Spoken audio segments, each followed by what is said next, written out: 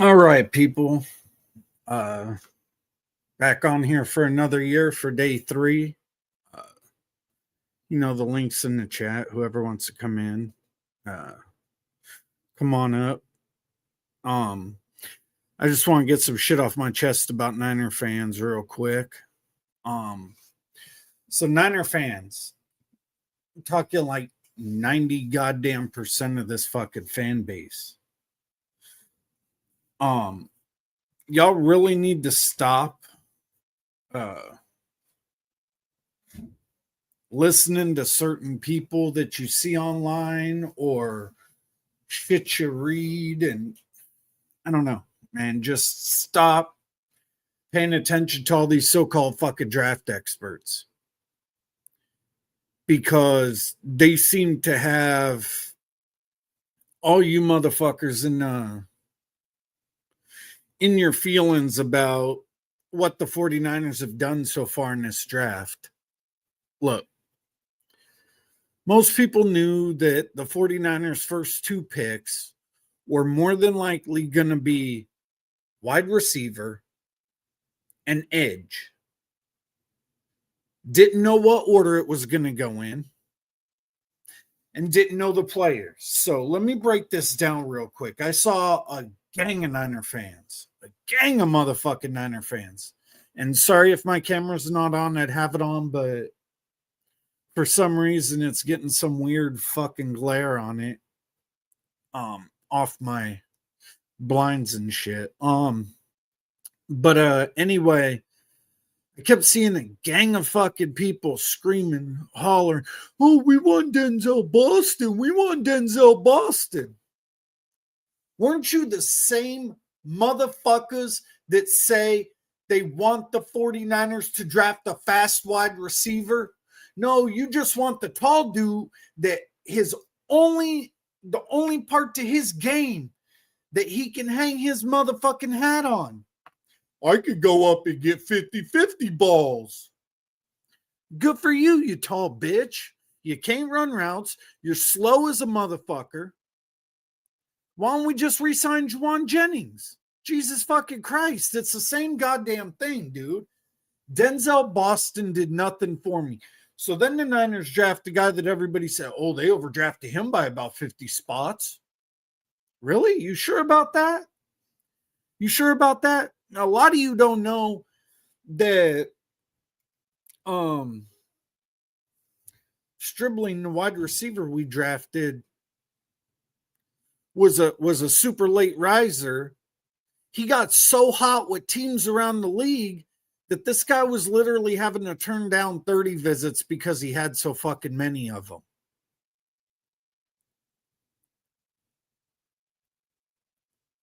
So he was rising up board super fucking fast. And what's there not to like about the guy? I get it, he's older, but the guy was productive at 3 goddamn schools. He was productive at Ole Miss, his last school. He was productive at Oklahoma State, and he was productive at Washington State, where he first started. Dude was over 1,000-yard receiver at Washington State. He's been hovering around 9 or 10 touchdowns at every damn school he goes to every year. It seems like. The kid ran a 4.36 or 4.39. I think it was 4.36, something like that at the combine. Okay, whatever. He runs routes. He knows how to get open and get separation, unlike Denzel Boston. He's what, maybe an inch and some change shorter than Denzel Boston. So we're getting a faster guy. Also, he had a better drop rate than Denzel Boston. He had less than 2%. I think it was like 1.8% drop rate. So we're getting a guy that's got more secure hands, is faster, runs better routes, knows how to separate, and everybody's looking at Denzel Boston like he's a first-round pick. I don't get it. I mean, is that because of what the experts said? Because according to 49ers, Denzel Boston wasn't that guy, or else they would have motherfucking drafted his ass. Look, I get people being upset about the running back pick at 90. I just look at it as whatever, man. What the fuck ever. This shit doesn't bother me in the least at all. It really, really doesn't. I have no qualms with them drafting running backs in the 3rd and 4th round anymore, because it happens almost every fucking year with Kyle Shanahan. And y'all know it. Y'all knew we was probably going to take a running back in this draft. Didn't know when, but you know, and it's crazy that, you know, if you say, oh, well, that person wasn't on my board, so that means if the 40 or this person here is on my board at this spot, so if the 49ers don't take him exactly at this spot and this person, then they had a bad draft and they suck. It's funny as fuck. Everybody wants to rip the 49ers taking a goddamn running back in the 3rd round. Seattle took one in the 1st round that wasn't supposed to go in the 1st round. So stop with the bullshit. Please, Niner fans, stop. I'm just, the last 2 days have been nothing but fucking, well, day 1 wasn't that bad. Day 2, yesterday, holy shit. You know what? This has been probably the greatest start to a 49er draft ever for me, because I get to see this fan base whine and bitch and cry and piss and fucking moan. Stop it. Act like you got some goddamn sense. Fuck. You fucking people are insufferable. Nothing pleases a fucking 49er fan. They say they want one thing, but then when all the experts start saying the opposite of it, then they change and say they want what the experts are saying.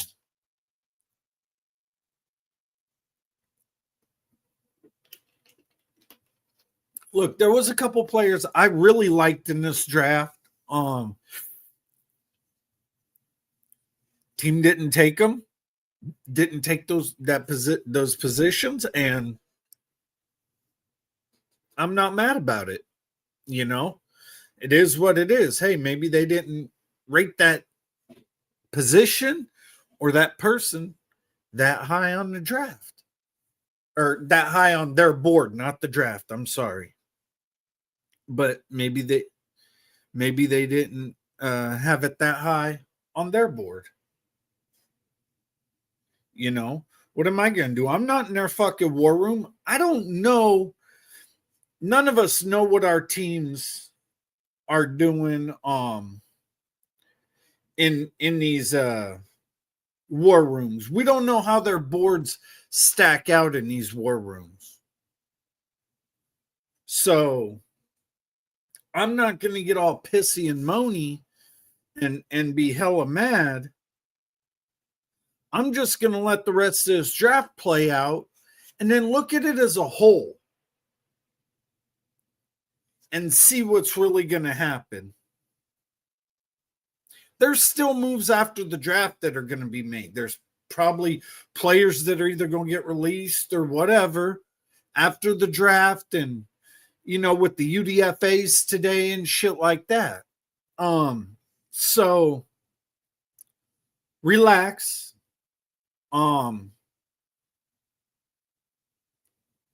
But you know, just relax, take a couple deep fucking breaths, and you know, get it that way. It's completely okay.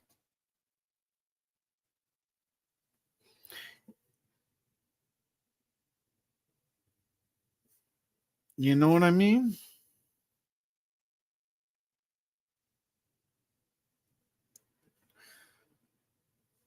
So just chill the fuck out. Please, Niner fans. I'm begging you, chill the fuck out, please.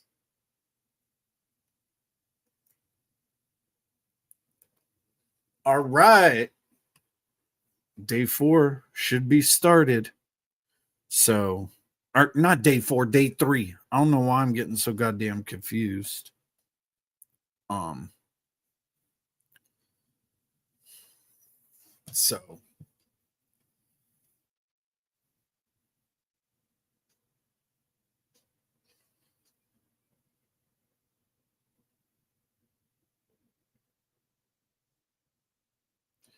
So yep, let's see what. Here we go. Day 3. This is going to be fun. Niners got 5 picks today, 4 in the 4th and 1 in the 5th.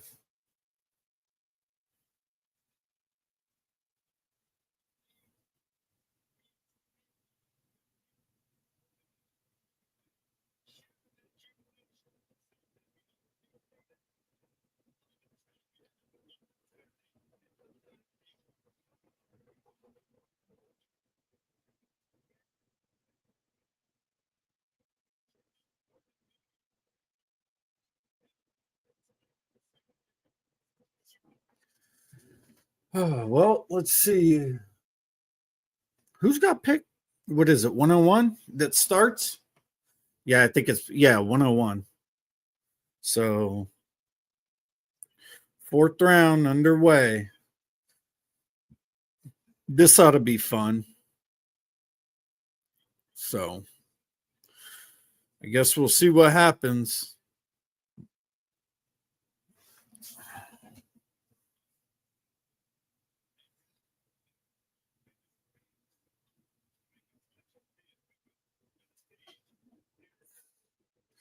Raiders on the clock, people.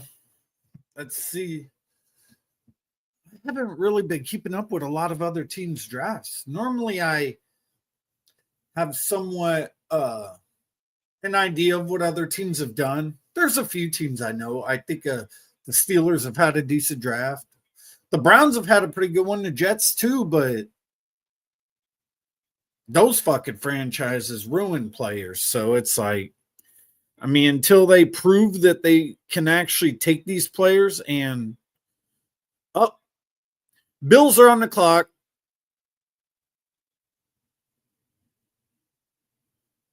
Oh, no, it is the Raiders. My bad. Raiders and Bills swap picks. So, yeah, Raiderettes are on the fucking clock. Let's see what they're going to do here. So, I'm hoping Niners are looking in this round. I don't know. I'm not going to say exactly this pick, but I am hoping that the Raiders or the Niners are looking O-line this round. We'll see. I mean, you know, according to everybody, we need a starting left guard. I mean, I think the Niners believe they have one in-house. I know they got 2 or 3 bodies that they can have a competition with there. So, you know, the Robert Jones guy we signed in free agency was a starting guard in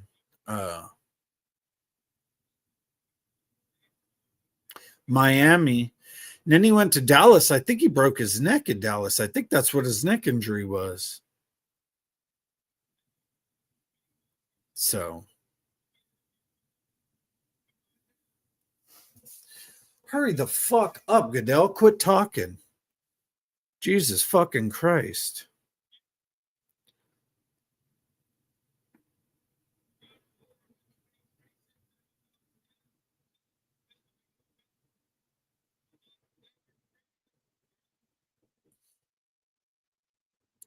Good. Raiders are on the clock. Now let them fucking pick. How much farther does anybody think Gerard McCoy's going to fall?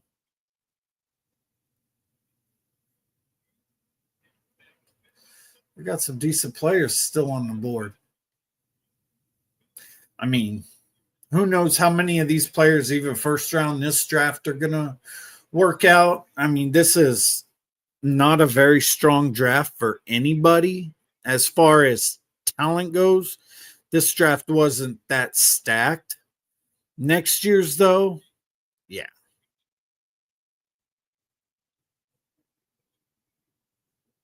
There's been 9 goddamn tight ends drafted already? Really?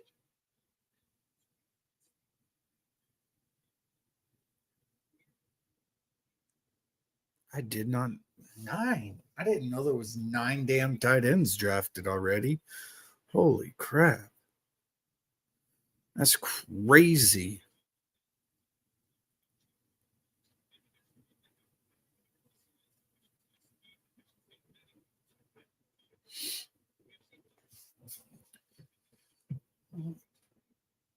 Let's see. The Raiders going to go offense and draft people that fit into that Kubiak system. Let's see if they do that. Let's see if they draft people that fit the Kubiak system.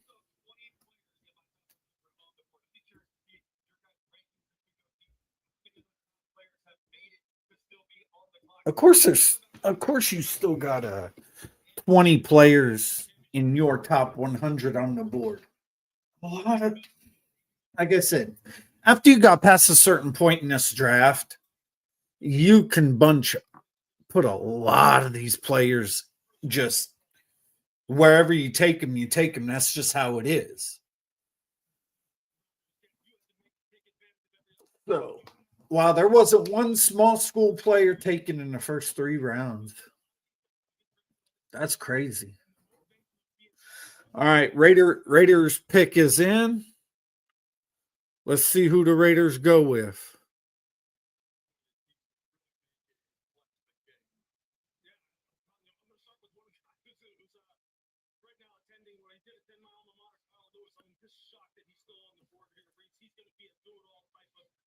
Deontay Scott's still there. I don't know about Kyle Lewis too much. Mike Washington. I think Mike Washington's still on the board because of all the fucking fumbles. To be honest with y'all, I really think that Mike Washington's still up there because of all the fumbles. I mean, he's got the size. He's a slasher type back. He's 6'1". He's got the size. He's got the speed. He hits the holes and he's gone, but it's them fumbles. And he can catch out of the backfield.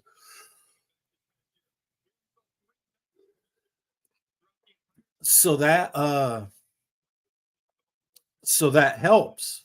But I think Mike Washington's still up there because of all the damn fumbles. Wow.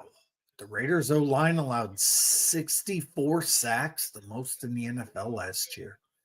That's nuts. They better go line. Ooh, I wouldn't mind the Jalen Farmer kid out of Kentucky. He'd be a nice little guard, especially here in the 4th round. He'd be a real nice guard. Skylar Bell, the receiver out of UConn, is a nice player. Now there's still some decent players. I've heard about the Chandler Rivers kid out of Duke. I really haven't paid a lot of attention to the DBs because technically the Niners really don't need a DB. We could use a true free safety. I don't know if there's any more of them left. But as far as DB goes, we don't need one of them. Would they take one? Possibly. I don't know where they're going to go with their pick. Niners are up soon. We're 6 picks back now. So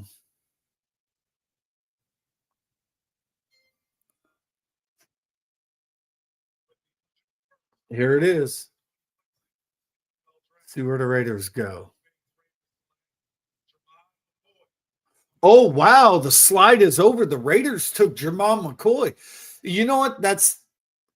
I hate the fucking Raiders, but that's a good pick. They got a 1st round talent in the 4th round because his medicals were there. His medical on his knee is that bad. Like bad. That's why there was a 1st round talent Um,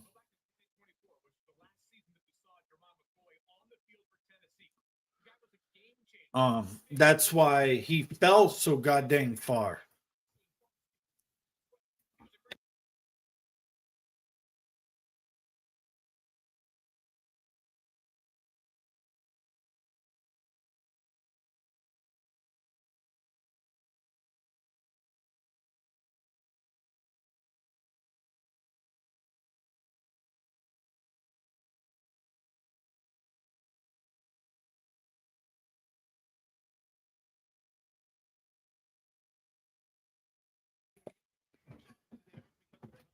Yeah, that sucks for a player like McCoy. I mean that knee cost him a lot of fucking money. A lot of money. He could have got that first round paper. Now he's got to deal with the fourth round money. I mean, the kid's still gonna make a living and stuff like that. Oh, so the Bills were the first pick, and the Raiders must have thought the Bills were gonna go for him because they only swapped picks. They just the first and second pick is all they did. So,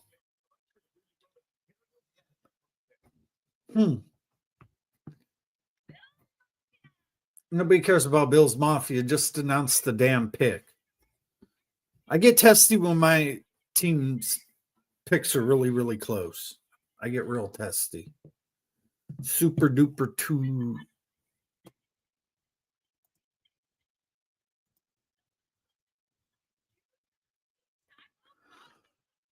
Oh wow, they went with the tackle out of Boston College, huh? Jude Bowery. Jude Bowery.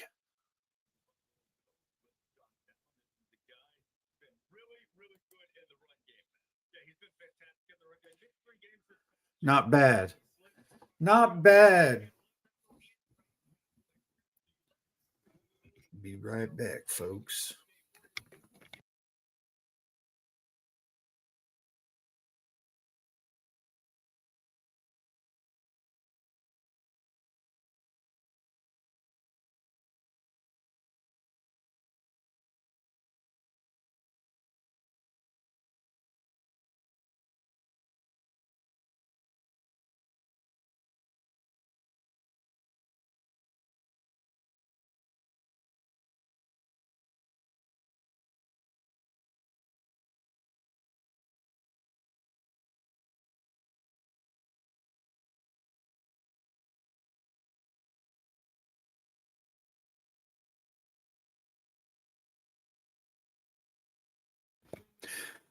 So, the Jets. Let's see what they do. I feel the Jets have had a pretty decent draft so far. Actually, not decent. They've had a good draft so far. So the Browns,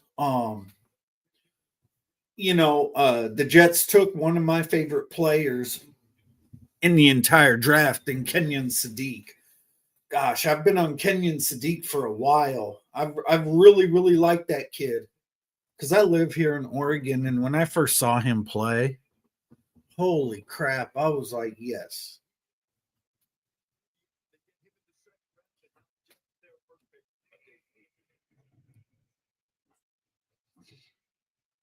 Let's see where they going.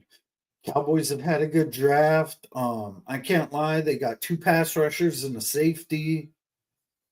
They traded for D Winners for our linebacker. I don't care if you're a Jets fan of the year. Hurry up and announce his fucking pick.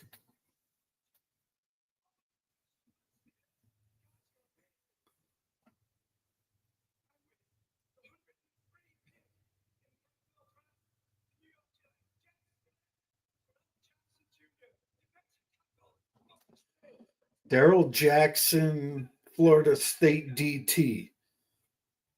Haven't heard that name. Haven't heard anybody talk about him. None of it.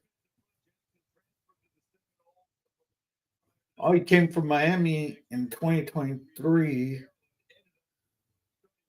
He seems durable though.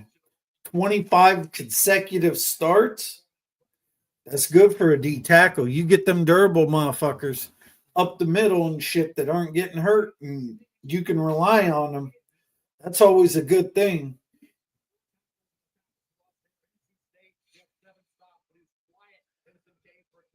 No sacks last year. You know what? A lot of people make a big deal about that dumb shit for D tackles. Oh, they don't got no sacks, so they must not be very good. No, no, I don't look at it like that. I'm sorry. Me personally,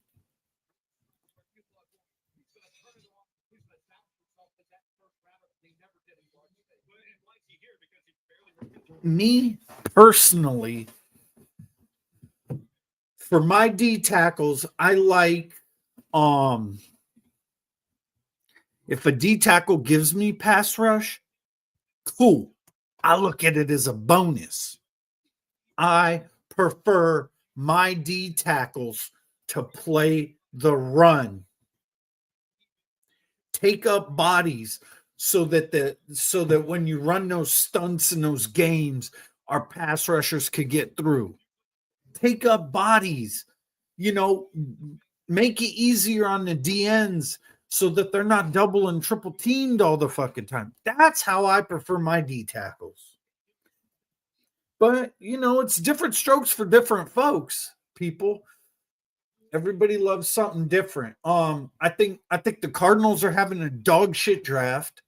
Um, there was no sense for a team that needs every fucking thing, basically, to take a goddamn running back that fucking high.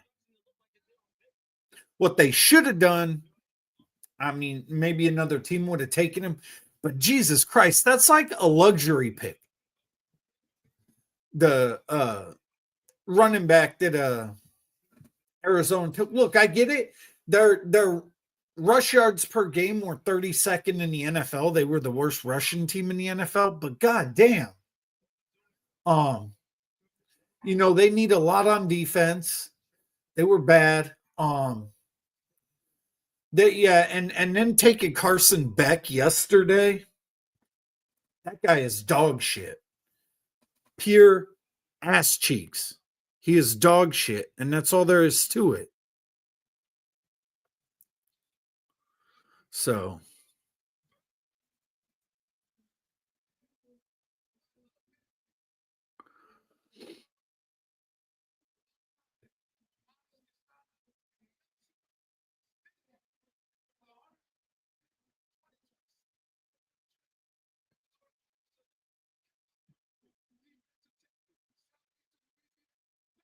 oh wow, they got a pretty good D tackle. Yeah, Arizona needed that, but I mean their draft is still bad. Caleb Proctor's good. He's from a smaller school, Southeast Louisiana. Oh, I've seen that school play before. He's a smaller guy at D tackle. When I say smaller, I mean he's not even 6'2". Um, so he's 6'1" and some change. But he looks strong.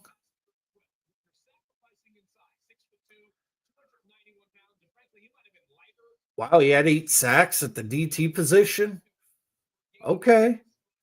Well, let's see what he can do at the next level. But I'm not worried about him on the Cardinals. The Cardinals are absolute dog shit. But like I said, they took Carson Beck. I understand why they chose a quarterback, but they shouldn't have done it this year. They should have held out and waited until next year's draft. Look, they got a good guard, to protect the quarterback with Chase Besantis.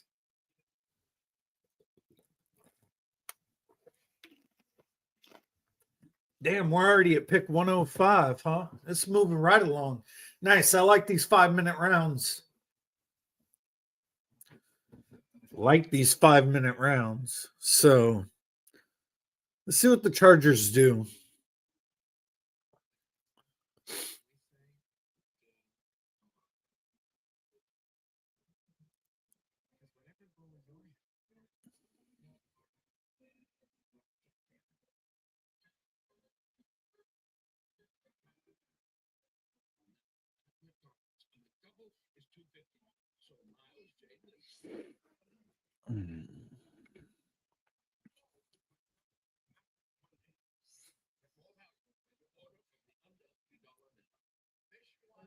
I gotta do this shit more often. Get more people to watch so I can talk to people.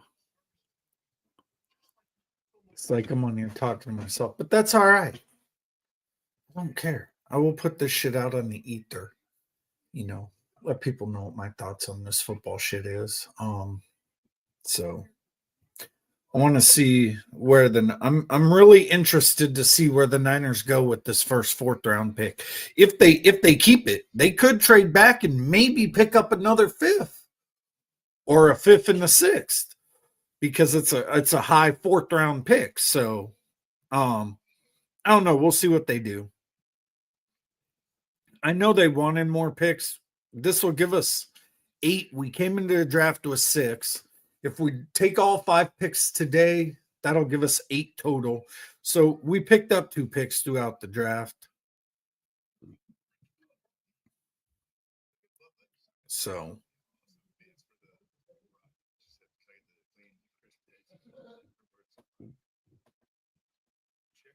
we'll see what's up. Chargers pick is in. Why is it always got to be on commercial when these picks are in? Why? That is stupid shit, in my opinion. Come on, ESPN. Quit bullshitting. Chargers have only had 2 picks so far. This will be their 3rd pick.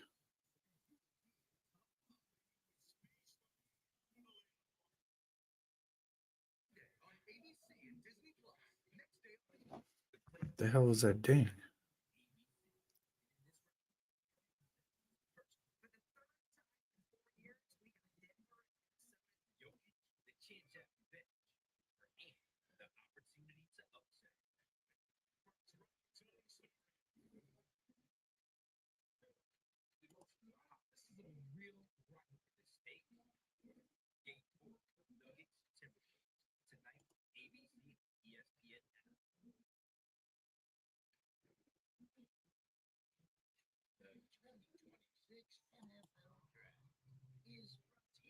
Did somebody try to come in?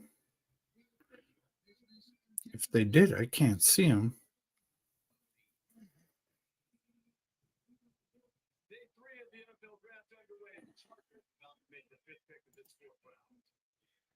Oops. Yeah. It made the sound in my ear like somebody popped in backstage.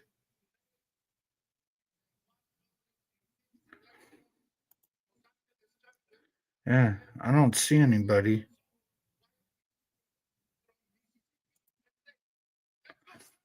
Don't see anybody. That's weird.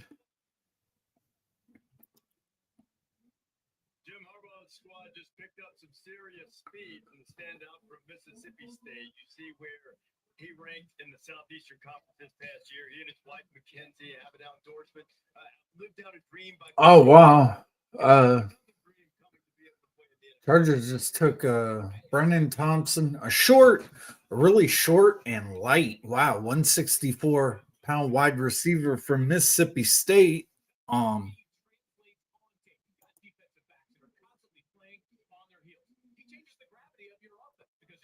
So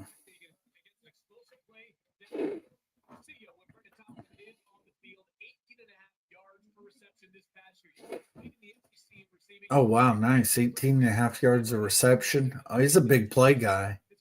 At least it seems like it.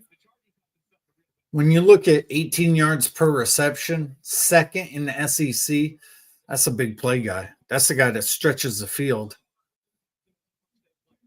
5'9", may be able to do something.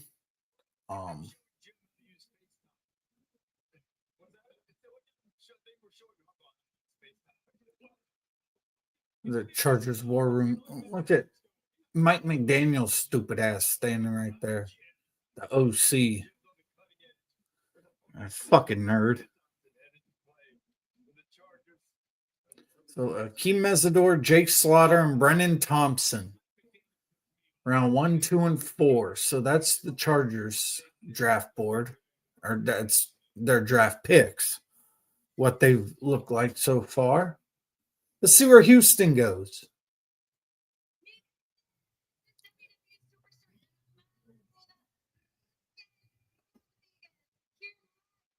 Dang, they're having all what? It's like everybody doing their picks from Mexico.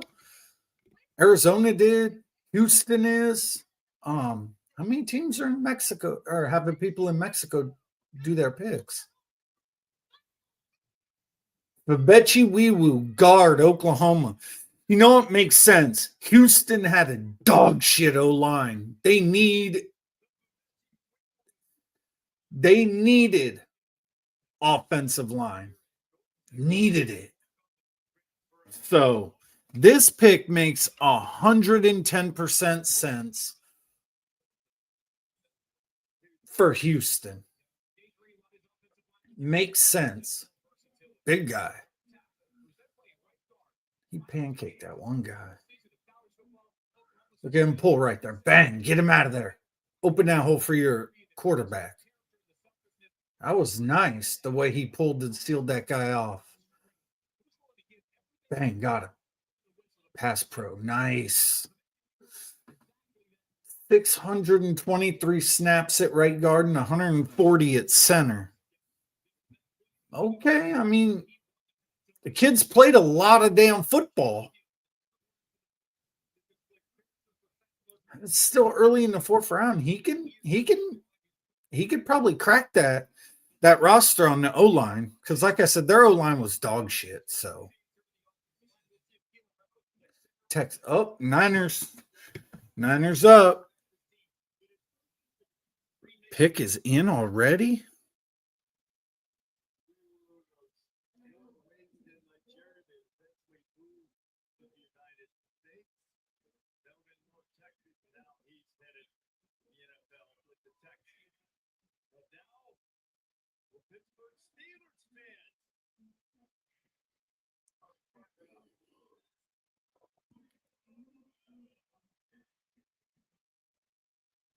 Yep, Niners on the clock. Well, pick is in, so they're not on the clock anymore.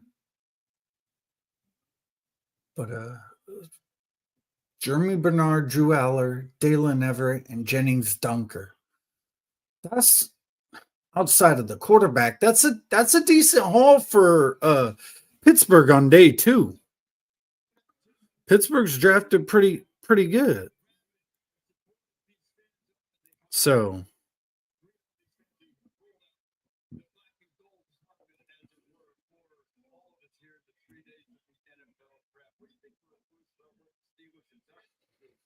yeah, pick is in.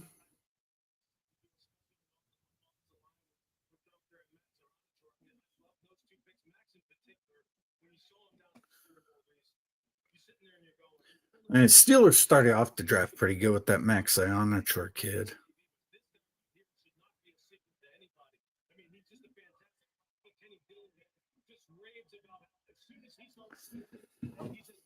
So, come on. Make this fucking pick. Quit talking. I want to see where the Niners go with this. Whatever it is, I know Niner fans are going to be flipping the fuck out and crying. There's going to be a lot of fucking tears. Oh, a lot of fucking tears. There was a lot of tears yesterday. Holy shit. Any 49er content I looked at had motherfuckers crying, boo-hooing, bitching and whining and moaning and pissing on themselves. Oh my God. It's like, shut the fuck up.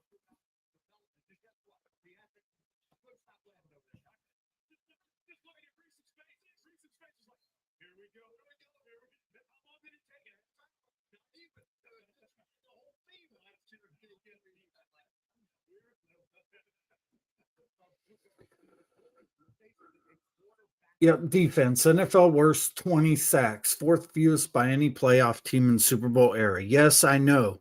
We addressed that with a pass rusher already. So we gotta do something about it. Says we need offensive tackle, guard, safety, edge, tight end, wide receiver. We got wide receiver, edge, running back. We took. I mean, I knew at some point in the draft we were getting a running back, like I said earlier. I just didn't know it was going to be third round, top 100. But whatever, it is what it is. Kalon Black's a good kid. He's got talent. He's a good running back.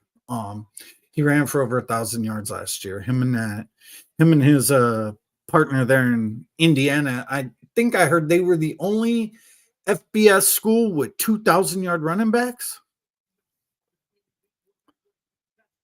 So was it Hemby?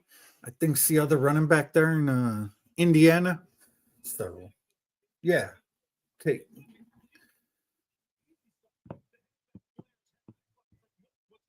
So 5 picks remaining. Well, after this, it's 4. Jesus Christ, the pick's been in for fucking 50 minutes. Holy shit, come the fuck on. Announce this fucking pick already. Jesus Christ. I get mad impatient. Especially when it's saying the pick is in.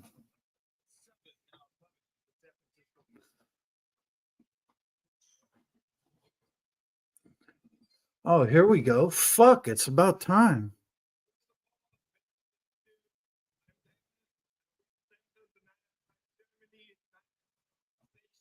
All right, International Fan of the Year out of Germany. All right, dude, stop talking. Make the fucking pick.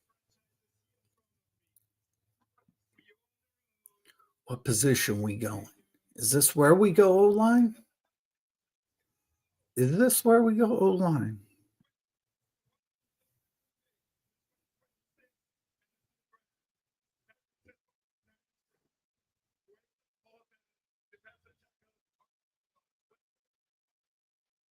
We went D tackle? Wow. Wow. Went D tackle, huh? 6'2", 293 out of Oklahoma. 40 tackles, 10 TFLs, 3.5 sacks, a forced fumble.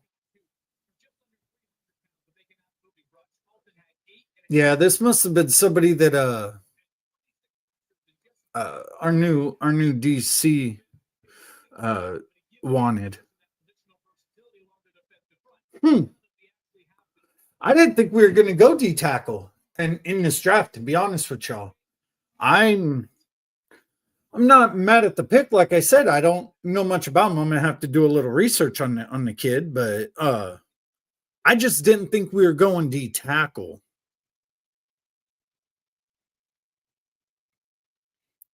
Oh wow, Broncos at 108 took running back Jonah Coleman out of Washington.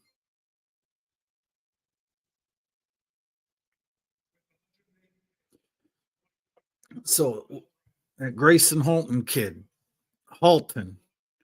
is a gap penetrating D tackle.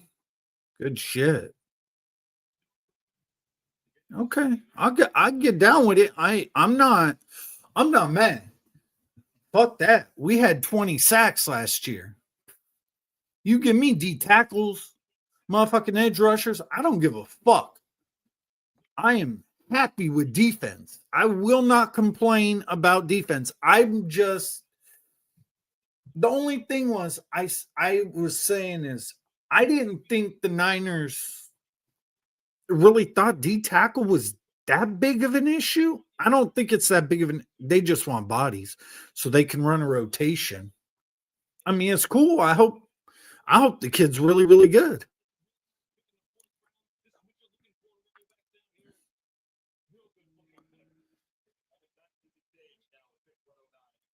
What was this kid's 482 at almost 300 pounds? That's not bad. 1.7 10-yard split. That's the explosion. That's elite. Shorter arms, 10-inch hands, 31-inch arms. Okay. Okay.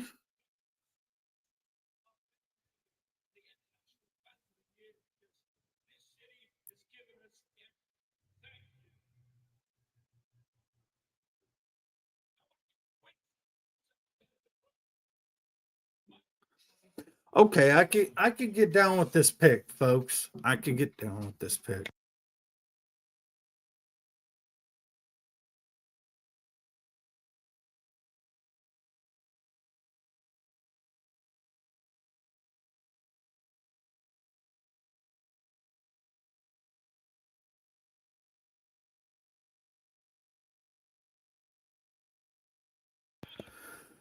Well, I already see one person crying about a D tackle pick. Jesus fucking Christ, people. Is nothing does nothing satisfy 49er fans? Really? He just ate through that double team. God damn. This kid does penetrate gaps. Holy shit. It looked like he was doing that against LSU.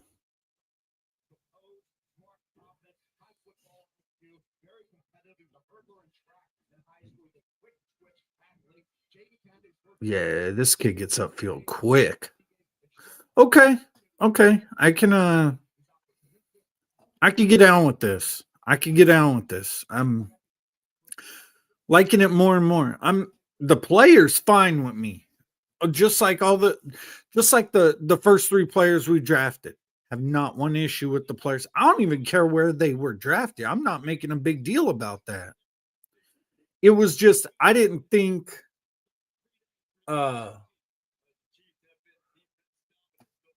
Chiefs took a safety out of Oregon, the other safety out of Oregon, Canada. So, yeah, I'm not mad at this. I like it. The defensive tackle rotation is going to be nice.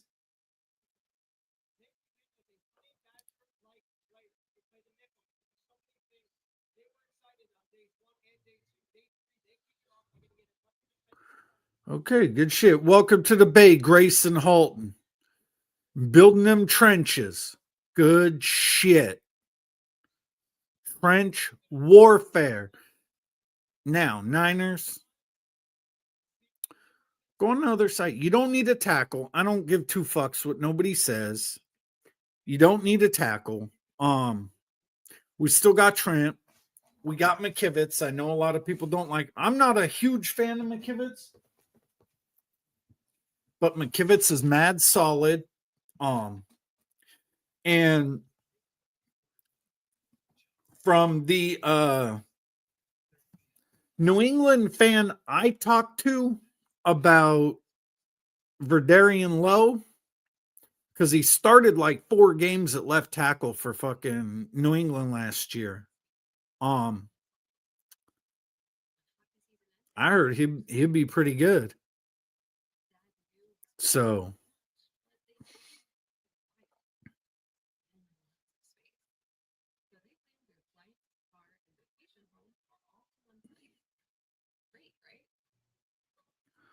yeah, this kid mad athletic at D tackle. I like that. Well, he almost 300 pounds. He ran that 4.8 240, 36 and a half inch vert. Yeah, it's crazy for a D tackle. Especially a 300 pounder.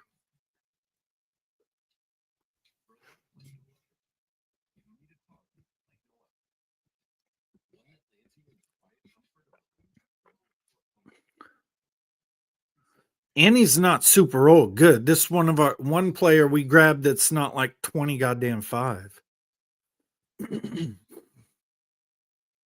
He's only been at Oklahoma, spent 4 years there. That's it. 3 tech. Nice.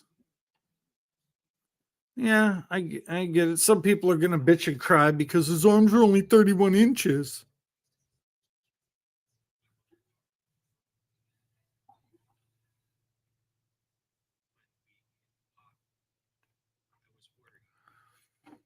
That's all I need. He's the 3 tech that rushes through the A gap.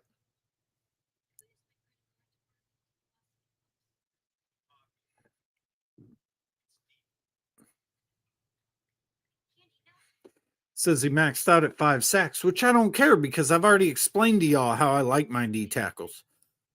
fuck, if this guy comes in, I'm not gonna say his rookie year. Who knows? He might. He comes in, rushes the A gap, helps stop the run, and gives me 5 sacks on top of that. To me, that's an A plus pick because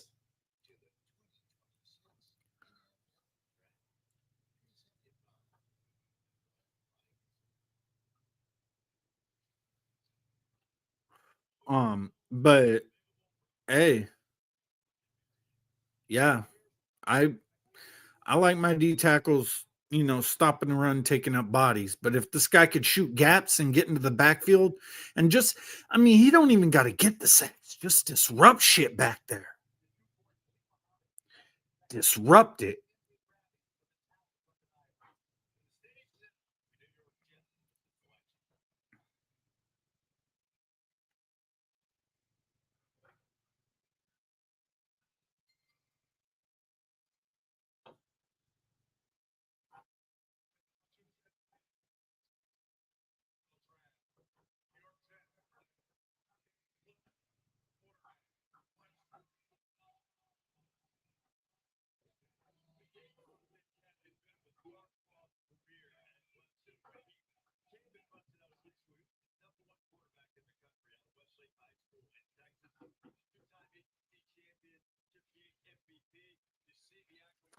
So, okay, cool. Niners got a D tackle. I'm not gonna complain about trenches. I'm a trench warfare guy. So I'm cool with that. I am 100% cool with that. Yeah. Yeah, I am good with this what the hell's his name again? Grayson Halton. Yeah, there we go. I am completely good with this. I like this pick. I really do. I like it a lot. Wow, this kid had the third best vertical for a D tackle in NFL combine history. Yeah, this kid's a fucking athlete. He's an athlete, yes.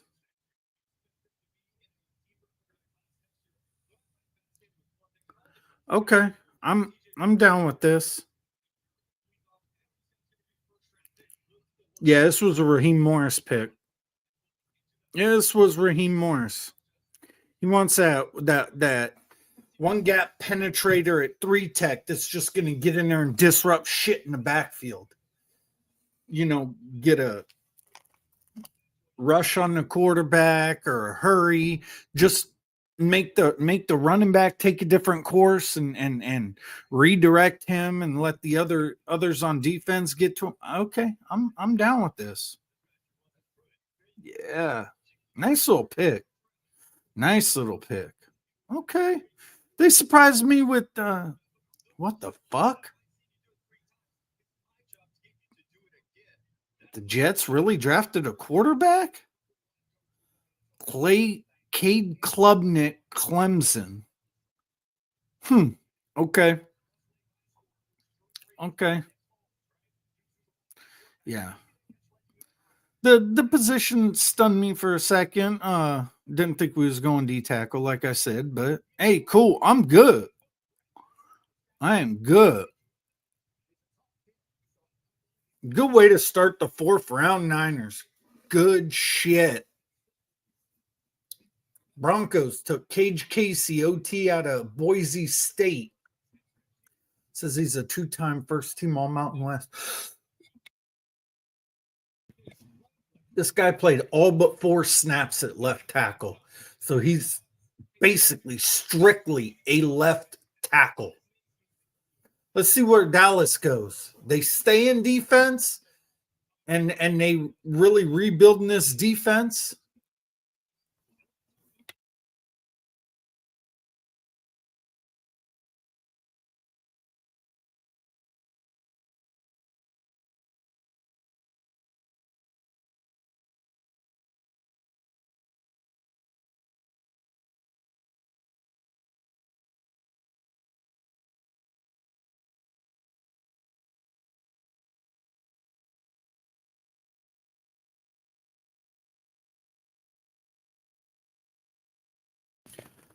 Would it be wrong if I say I want to see the Niners draft a punter and then a long snapper? Oh, I want to see this fucking fan base really explode. I love the fucking chaos. Love it. Oh, well, Dallas went with an offensive tackle, Drew Shelton out of Penn State. Left tackle, 667 offensive snaps at left tackle. Okay. You know what? If the Niners, I wouldn't mind the Niners even doubling up a fucking pass rusher. If he's still there when they roll around, go get Danny Dennis Sutton or Danny Dennis Sutton. Yeah. Go get Danny Dennis Sutton. That'd be dope.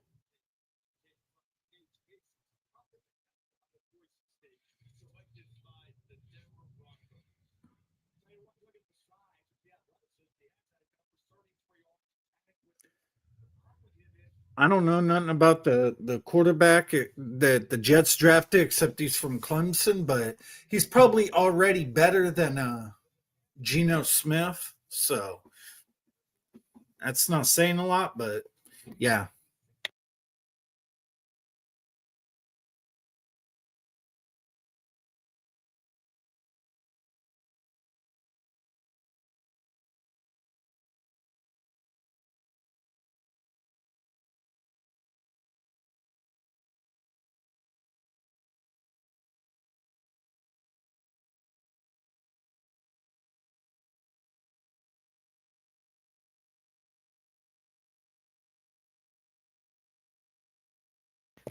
See where the Colts go.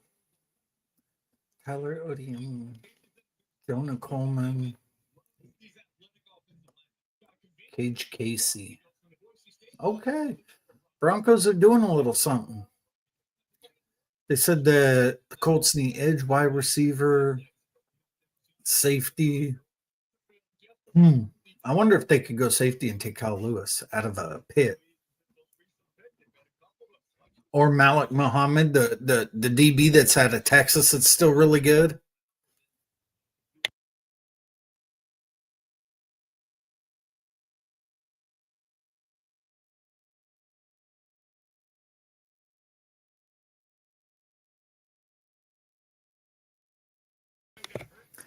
Yeah, the guard I wouldn't mind the Niners taking still falling, which is cool.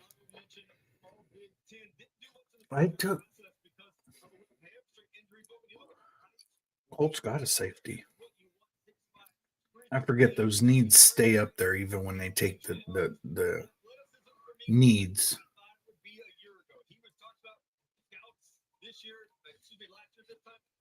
Maybe he could get into that 50 range if he continued to develop. I think it's got to get a lot stronger at the next level to track a starting lineup. If Dallas does develop their offensive line, okay, Raheem Morris, you're putting your stamp on this draft already, huh? You got your pass rusher, you got you a D tackle.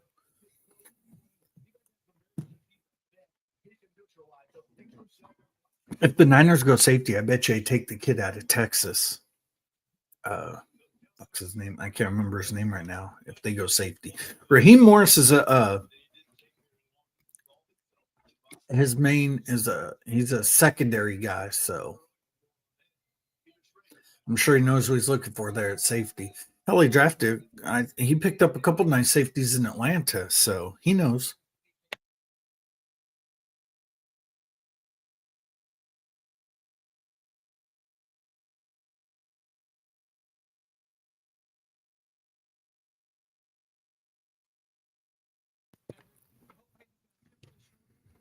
Dallas back on the clock after this. Wow, they have picked 112 and 114.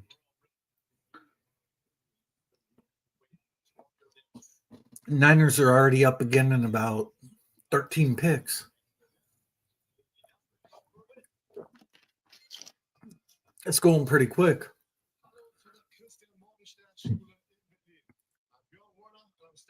Bjorn Warner. Damn, I haven't heard that name in a while. I remember that dude when he played for the Colts. He's making their selection. That's cool. Of course, he's in Berlin, Germany. God damn it. Oh, well, that's cool. Hey, Colts, I ain't mad at you. I wouldn't have minded Jalen Farmer, the guard, but hey, that's cool. That's a big fucking boy here. That's a mean, nasty dude, too. Looks like he's a right guard.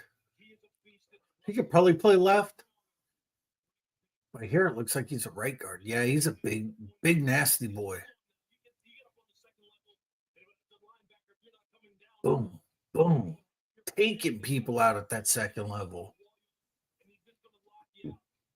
Okay. Yeah, that's a big boy. The big some bitch. Okay.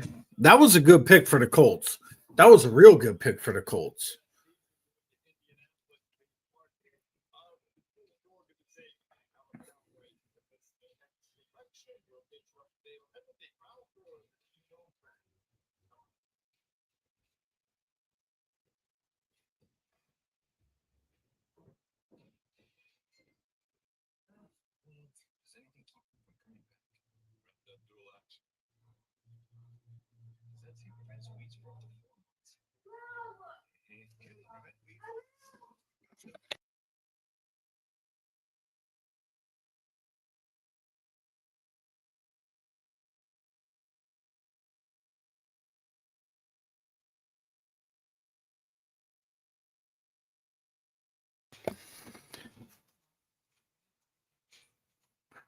Does that pick already come across the board? Oh no, I already know who Baltimore's taking. Okay.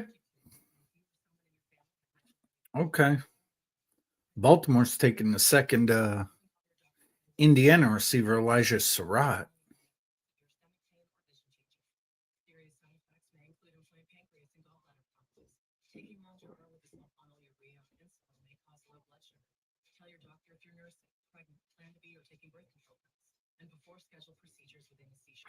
Yeah, I see what Raheem Morris did with this Grayson Holton pick, the D tackle we got. He wanted a penetrating pass rushing DT. Like I said, I could care less if they're pass rushers per se. I like them to focus more on stopping the run, but everybody's different. If that's what Raheem Morris likes, hey, that's cool. I'm good with it. You know, he played at a big time school, big time conference. He was productive. You know, you really can't judge any of the, I mean, you can look at what they did in college and be like, okay, cool. You know, they was super productive in college and things like that. You really can't judge them until they get on the actual NFL field with NFL talent, where the game's faster. It takes some of these guys a little longer to acclimate to the NFL game. You know what I mean? So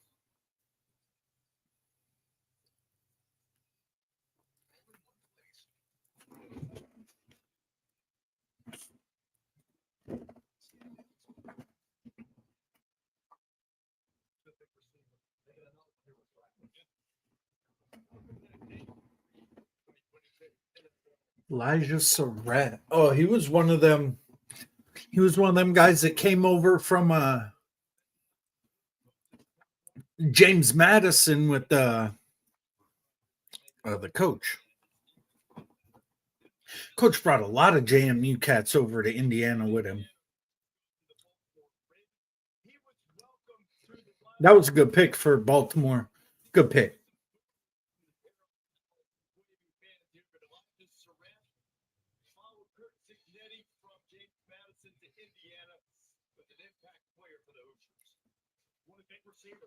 Yeah, that was a real good pick for Baltimore. I can't even lie.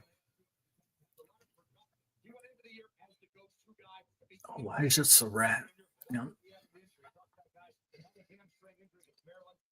He looks like he's a physical guy. He hand fights, the DBs. He goes up and gets balls. Yeah, pause. He looks like he's a little bit of a physical guy. Damn, yeah, 15 receiving touchdowns, most in FBS last year. Good Lord. How'd you make only second team All American or All Big Ten when you got 15 receiving touchdowns? Holy shit.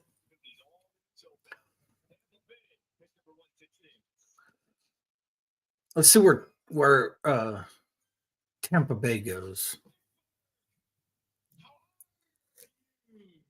Shut up, bro. Make the fucking pick.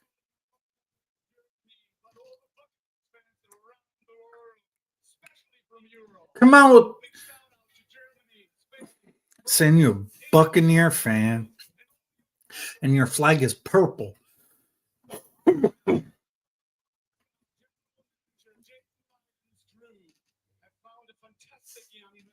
Jason Light sucks.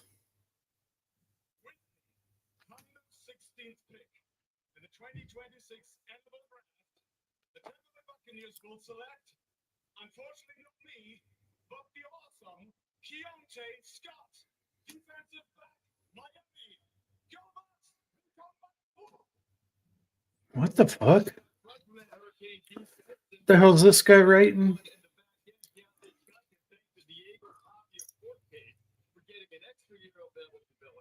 Let him play at Miami this year, and he paid off. He made huge plays in college football playoff. I'll tell you what, whoever was the scout that was responsible for Miami this year, he sold hot gold. There's no question about it. On two guys, Ruben Dane, and now Keontae Scott, you got to see play a lot of ball. This guy is just absolutely. Man, god damn, Niner fans, stop it. Fuck, getting an article already. 49ers head scratching decision to start day 3 of the draft. It's not a head scratching decision.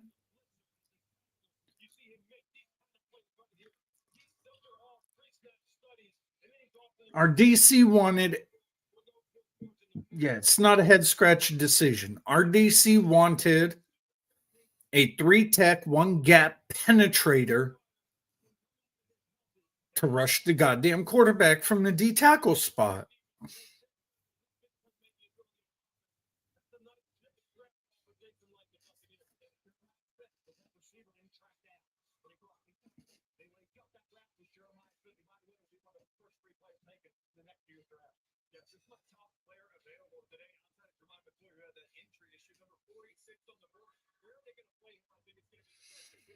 So, good Lord. Yeah, you know what? I want a punter and a long snapper. Fuck it. Fuck it.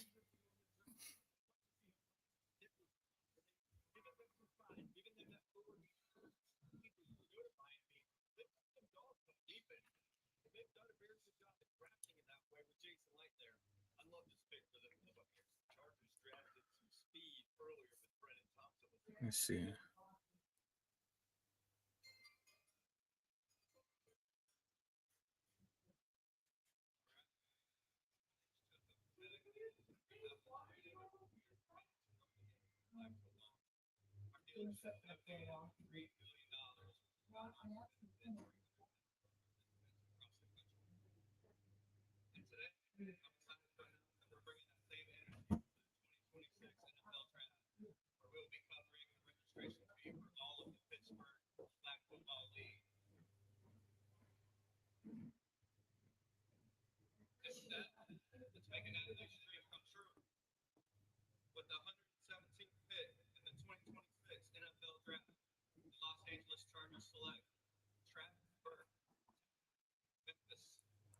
Wow. Chargers went Travis Burke. I think that's that really big guy.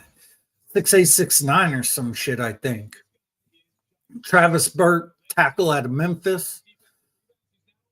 I think this, yeah, is big dude, 6'8", 325. I think the 49ers were interested in this kid. I think that's the kid. I know we were interested in the lineman from Memphis. When I say interested, I mean I know we met with them and stuff like that. I believe it is the Travis Burke kid. Yeah, I think it's Travis Burke.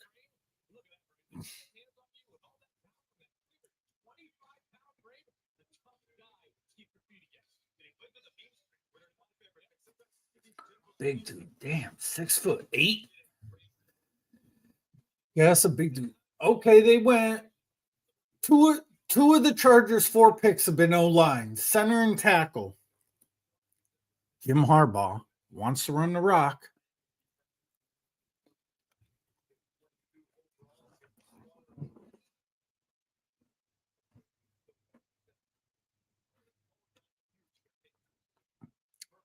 Mm-hmm.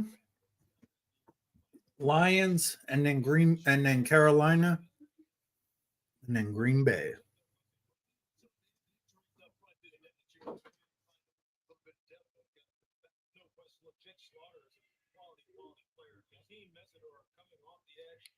They like that kind of body type. Just think of how Tui Pelotu is built, and he plays that outside linebacker in that 34. Khalil Mack getting a little bit older. Metzger's going to be one of those. Look, we talk about Payne all the time. You know how good Akeem is. He's going to fit in perfectly out there. They're exactly what they need. It's a nice draft, nice solid draft. Justin Herbert get the ball to Brennan Thompson. They could go. Hey, there you go. The Arizona State game. You want to see Brennan Thompson? He lit it up against the Sun Devils. Yeah, the one thing, if he can become a return man for that speed, you would think he could. He showed he had one puck return. Honestly, I hope the Niners wait until undrafted free agency to address the offensive line. God, I want to see people's heads just blow the fuck up.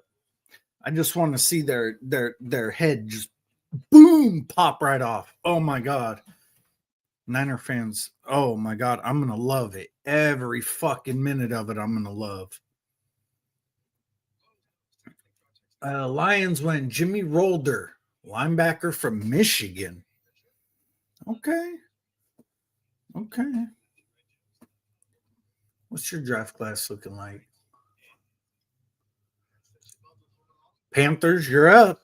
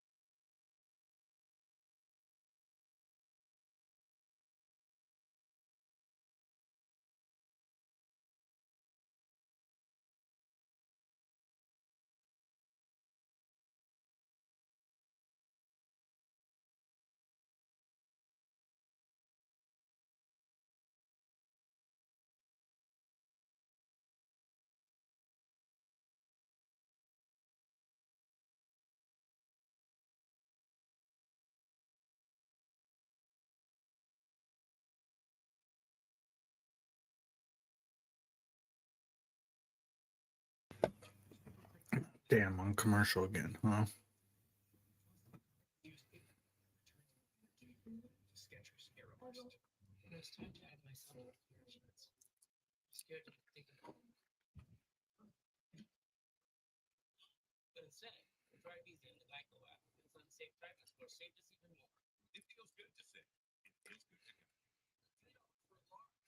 I want to see how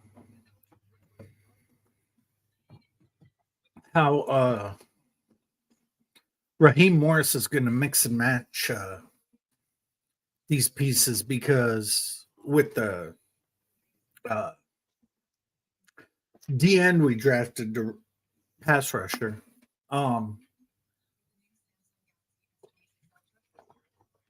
That kid's more of a fit for a 3-4 because he does have the ability to drop into coverage.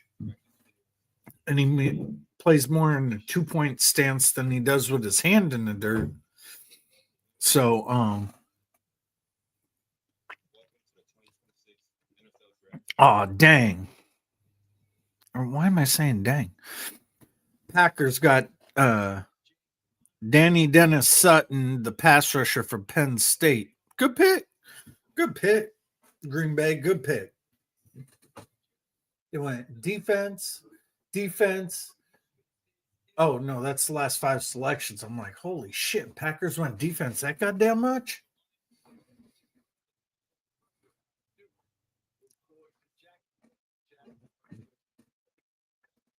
Oh, Keontae Scott went. Who'd he go to? Tampa. Okay.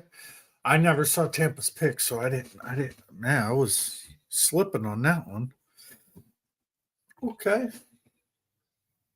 Danny Dennis Sutton going to Green Bay right here. Niners almost up again. Wow, 11.7 percent pressure rate from the D tackle position. Yeah, the more I see on this Grayson Holton kid, the more I'm liking him.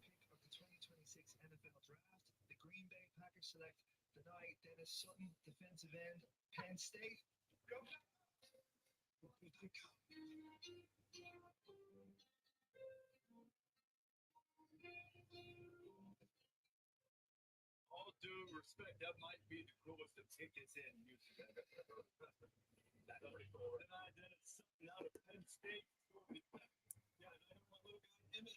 Watching the Packers fan was excited about this, but he said we got to get the quarterback. Here it is. Dennis Sutton is production every year at Penn State. 3.5 sacks. 8.5 sacks the past 2 years. Fantastic. TFL, I don't know all about TFL. 34.5 of them in college. So I'm surprised he's on the board. Number 56 overall for that. Second, maybe third round grade. Okay, wow, this Halton kid. I like this, Niner fans. I like this. This kid ain't just a pass rusher. He led the FBS with a 9.9% run stop rate. Oklahoma held opponents to 1.8 yards per carry when he was on the field. And he had the 4th highest pressure rate at 11.7 among defensive tackles. 25 pressures, second most in the SEC. Yeah, this kid's nice.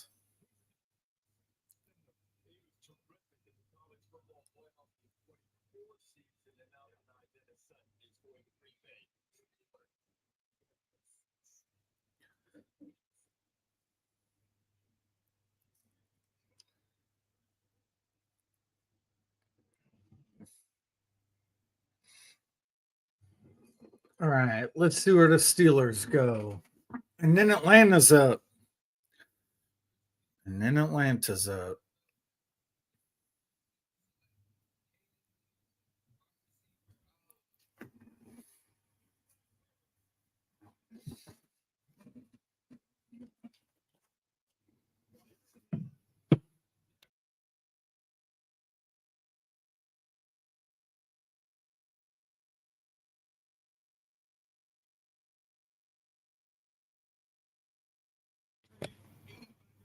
Steelers went with the 5'9" white boy receiver. Looks like he'll be more of a special teamer. Fucking fast little motherfucker. Fucking a 5'9" wide receiver from Iowa. Oh, Atlanta traded. They traded to the Raiders. The Raiders traded up twice already in this round. So they're getting aggressive in players they want. They're really going for. I like the Steelers draft. Jennings Dunker, Jeremy Bernard, Max Ianachor, Dalen Everett. Yeah. I like the Steelers draft. I do.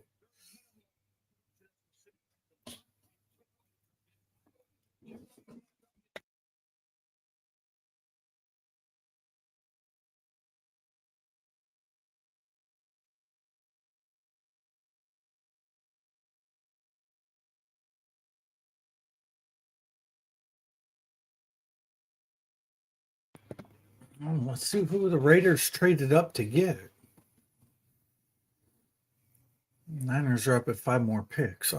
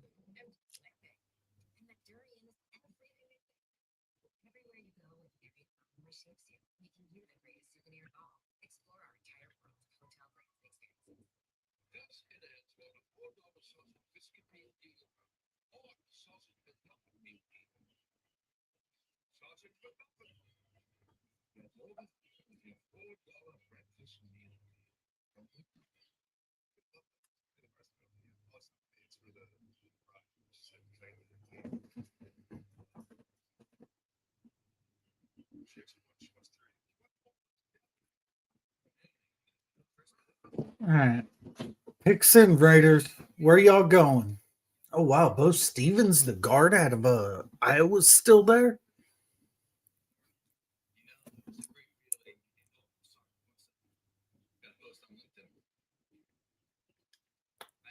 When Mendoza's already doing commercials, god damn, they don't waste no time with this kid, did they? Mendoza out here doing commercials like a motherfucker. Fernando Mendoza.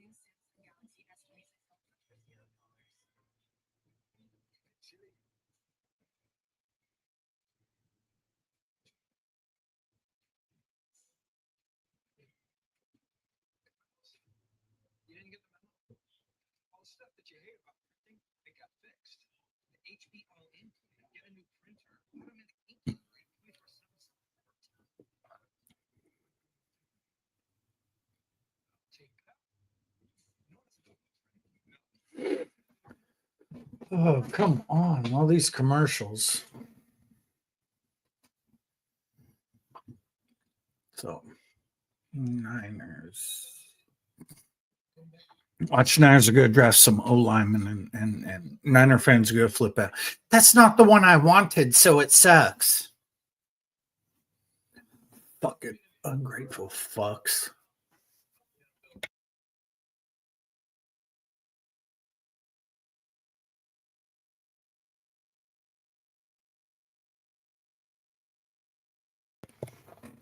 I'm sounding like I don't like Niner fans, but I do. I love my fan base. It's just goddamn. Sometimes they're annoying as fuck, especially around draft time. You know, so.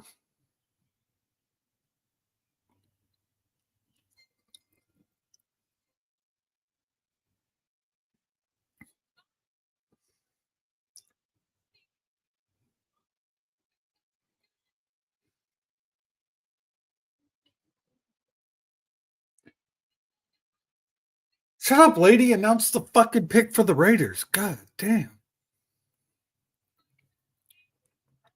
Say hi, thanks, bye. Oh, shit. Good pick, Raiders. I can't lie. They went Mike Washington, running back, Arkansas.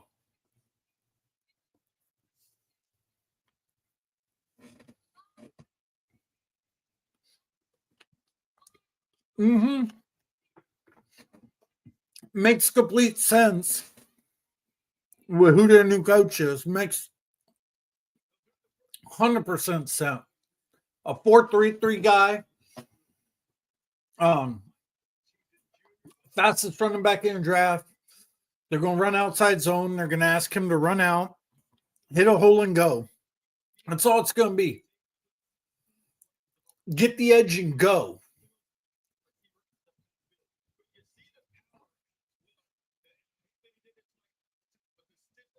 Hit the edge and go. The only thing with him is lots of fucking fumbles for Mike Washington. That's the only real negative. Because he can catch the ball out of the backfield, but what up, JPG? Or JGP, whatever. I thought it was JPG. How you liking you guys' draft so far?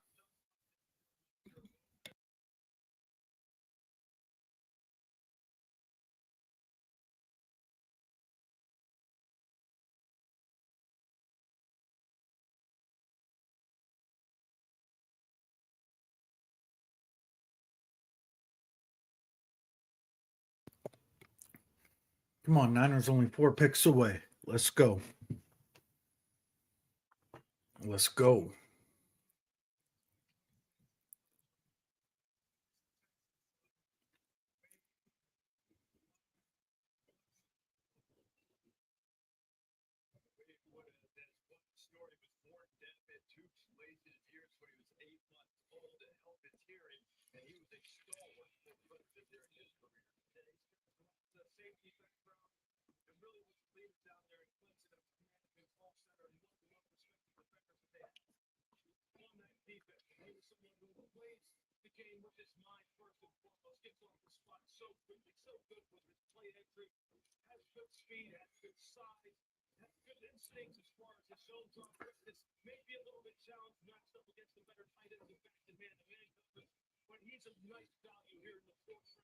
Bears pick is in.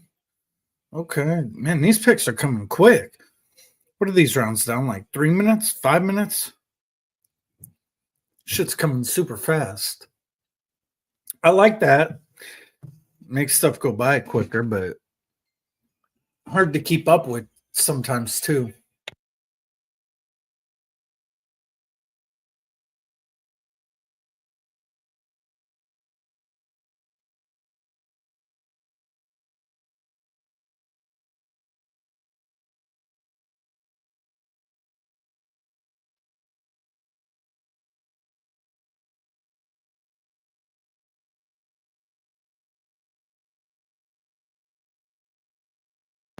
Oh, there we go. Good pick, Bears. They took Malik Muhammad, DB out of Texas. That was a good pick.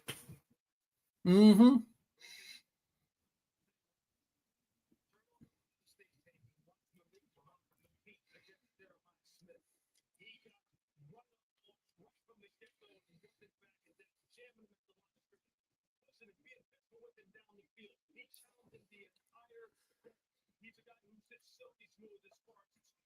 Dang, Deshaun dribbling already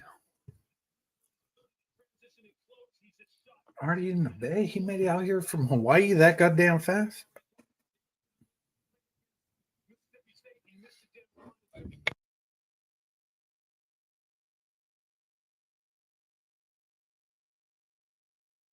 Bears have had decent draft. I don't think they needed Sam Roush, but whatever.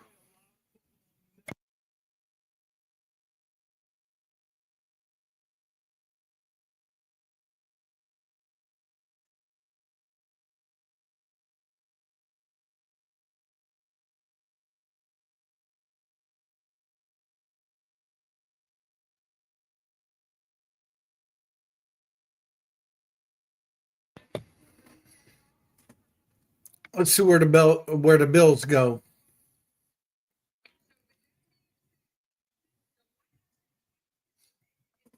Need Bills fans wearing their Josh Allen jerseys.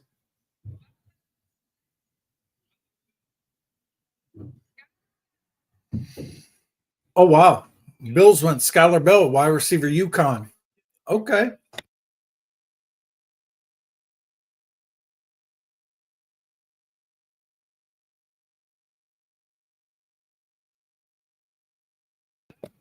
I mean, they need a wide receiver. Damn. He don't look in uniform. This kid don't look 5'11". He looks way shorter. Way shorter. Damn, he caught 100 fucking passes last year. Holy shit. That kid caught a lot of fucking passes. 100 fucking passes. That's good shit.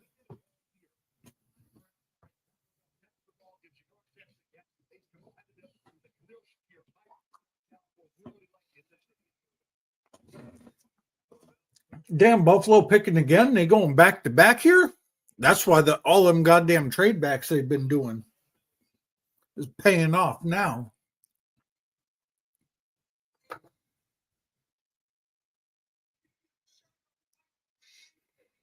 Niners on the clock.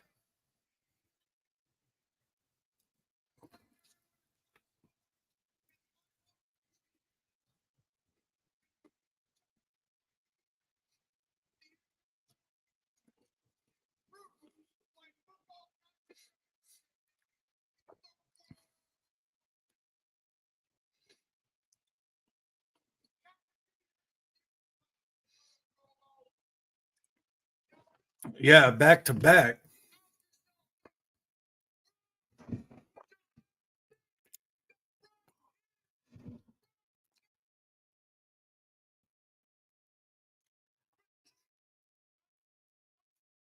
Yeah, all them trade backs. I mean, I'm surprised the Bills haven't gone back to back in other rounds. Fuck, they've gotten a lot of picks trading back.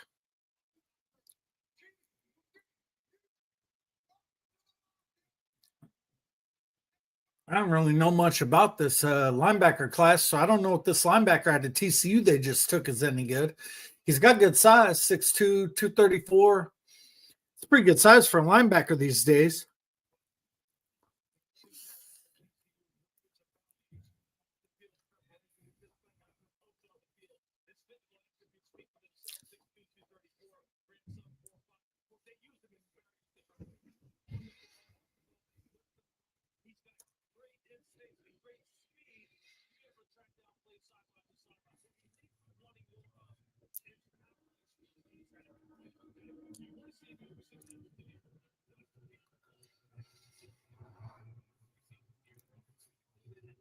Damn, that was quick. Niners came up on the clock. Pick is in. They ran that motherfucking pickup. God damn.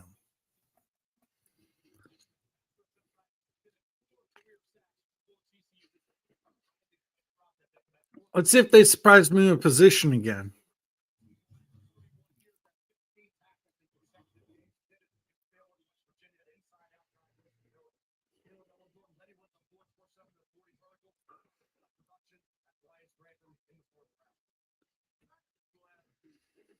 Let's see who the Niners go with at 127.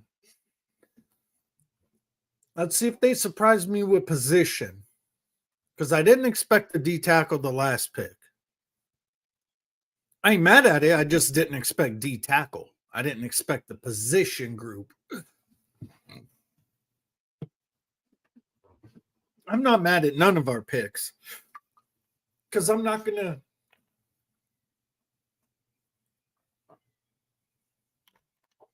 I'm not going to get overly pissed off about kids that haven't even fucking played.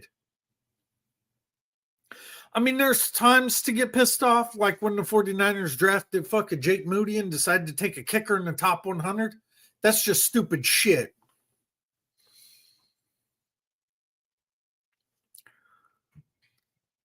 Yeah, crazy dog. The Browns have had a good draft so far. Yeah, I will agree. The Browns. I think the Browns' first three picks are players like 90% of 49er fans wanted. But the Niners went different ways. So.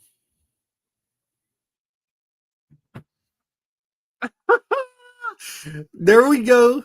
Fucking Niner fans, shut the fuck up. You got your goddamn offensive lineman. Jesus fucking Christ, you crybaby motherfuckers. Fuck me, Jesus Christ. Niners took a tackle. I'm surprised they went tackle, but whatever. They'll probably move his ass into guard. Oh, he's put down as a guard. Carver Willis, Washington. Okay. I mean, we're up again in 6 picks, so it's cool.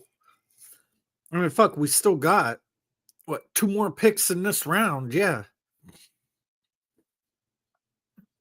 That rounds.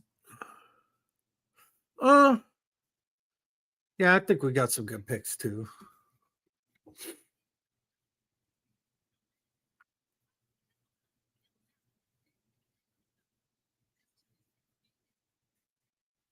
What up, Seahawks, Eddie? There we go. Washington tackle or offensive tackle Carver Willis.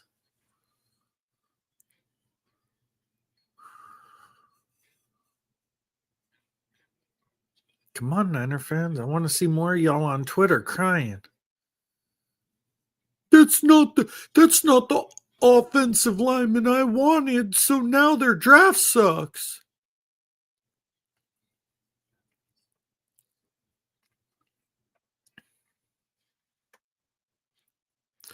That's not who I wanted. So that means they have a bad draft because it's not who I wanted. Get the fuck out of here.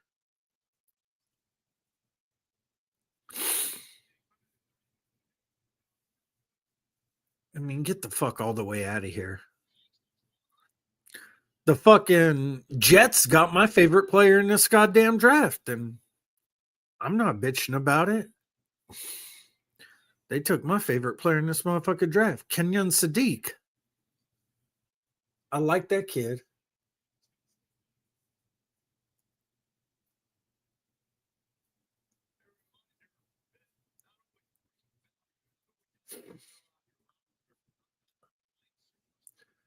Damn, these Hall of Famers that went in the 4th round. This list is crazy. Stallworth, Largent, Andre Reed, Charles Haley. That's a who's who list of fucking Hall of Famers that went in the 4th round.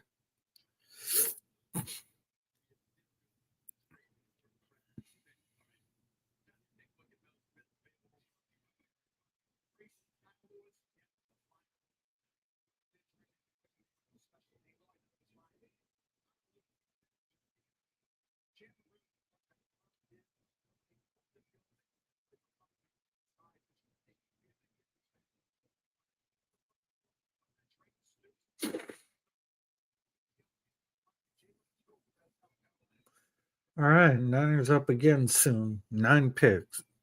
9? No. Yeah.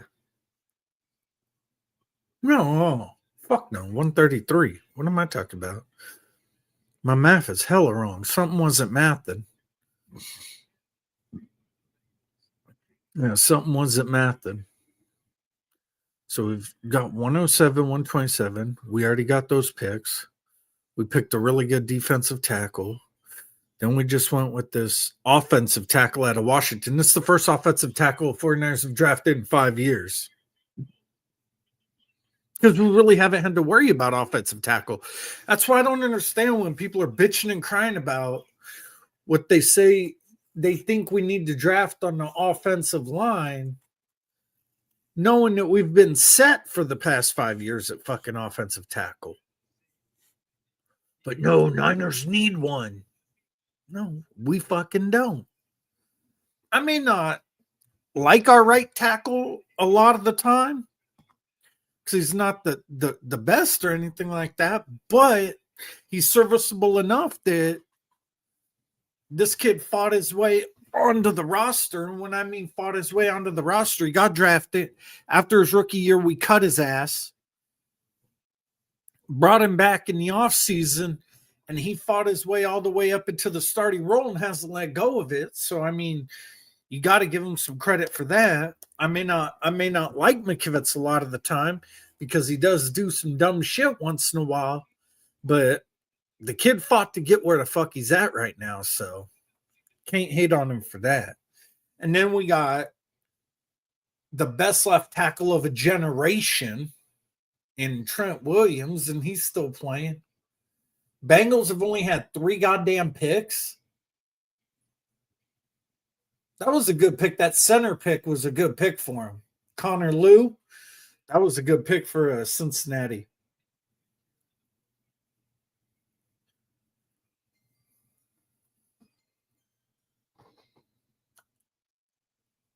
Carolina seems like they got a few picks this round too. Because this is either their second or third pick this round.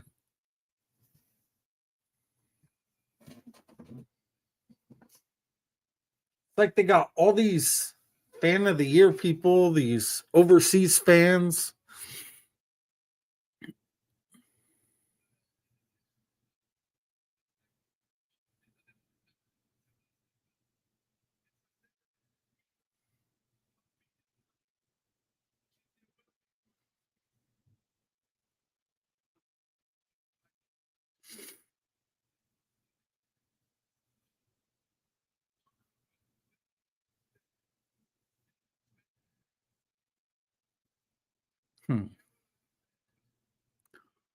Yeah, this Carver Willis kid ain't playing left tackle for us. That's O lineman we just drafted. He ain't playing left tackle for us because we got left tackle. So he'll probably be in at guard. Unless he can't play guard. And this is just a tackle pick. And I mean, it's a 4th round, so it's okay if he sits. It's not like he's got to start. So even if this is just a straight tackle, okay. I'm cool with that.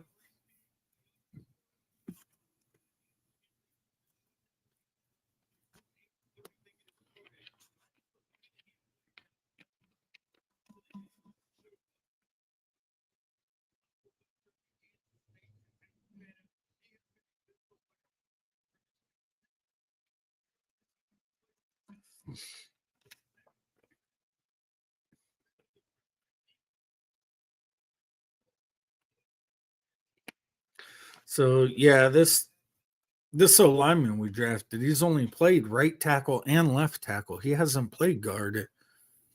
So I don't know if I'd slide him into guard at the NFL. I'd keep him as a fucking tackle. Use him as a fucking backup tackle. Jesus Christ.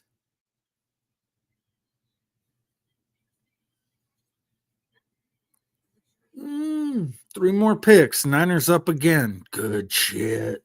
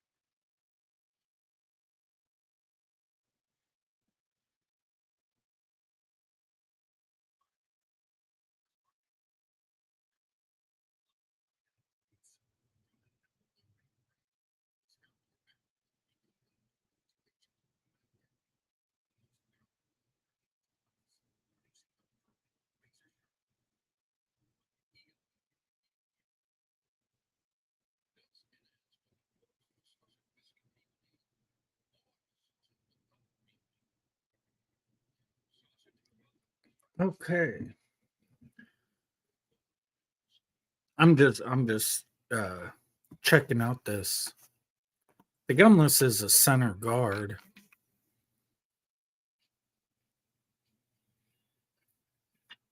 At the NFL level, because they say lack of length is not good to play tackle in the NFL. I guess he's got like 32-inch arms, so that's too short for a tackle in the NFL.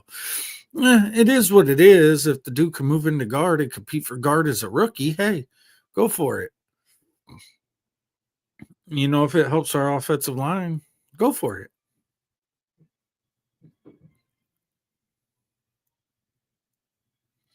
He's only allowed 3 sacks the last 2 seasons in college, so.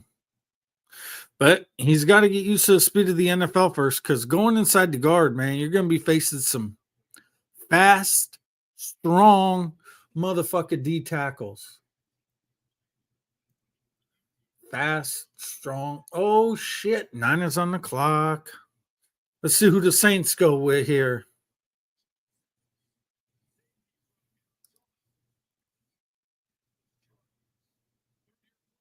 Genesis Smith went.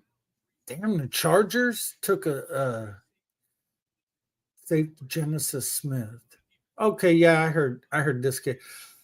If the Niners go safety, I think I might know who they're going for, because they're if they do go safety, they're waiting until later. It could be their 5th round pick if he's still there, but they might grab that Michael Taffy or Taft kid out of fucking Texas.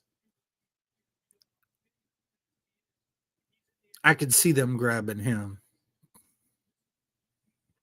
So our last 2 picks, I'm trying to figure out what I want.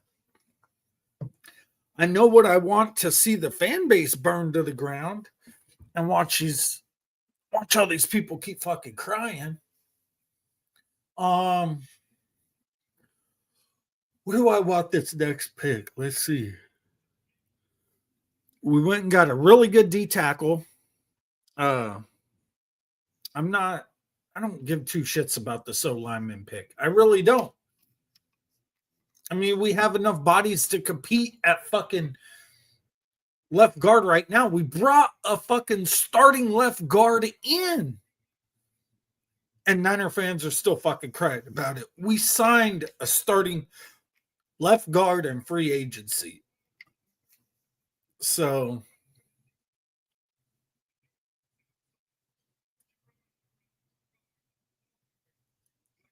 Saints went with Jeremiah Wright, a guard out of Auburn. Okay, O-line help.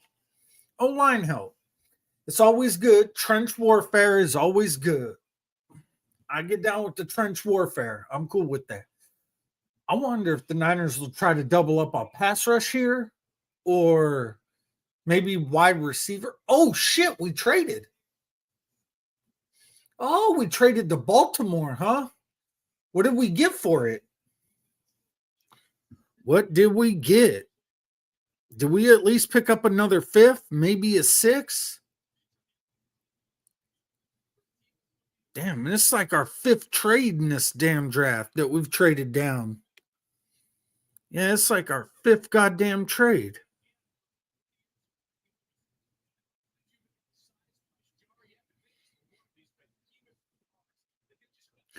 Okay. From what I'm seeing of this lineman we took, now this is where I could get on board with this dude. They're saying he projects the best at center in the NFL. If that's the case and he gets Brendel the fuck up out of here, I'm cool with this pick. This pick is a home motherfucking run. If he could get Brendel the fuck up out of here at center, I am all for this shit.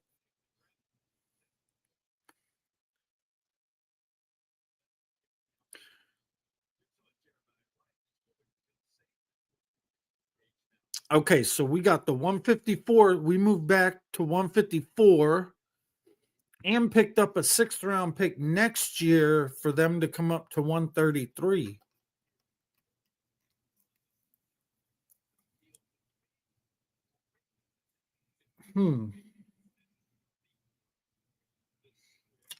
Okay, yeah, that makes sense. It bridges the gap between,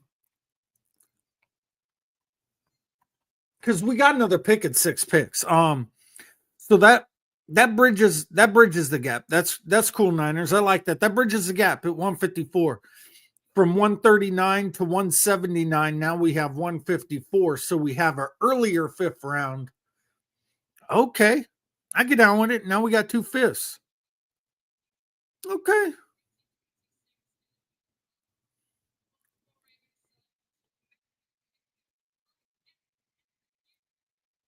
They traded up for a fucking tight end at a SMU, Matthew Hibner. That's who Baltimore traded up for? Really, bro? Hey, whatever. If that's the player they wanted, that's the player they wanted.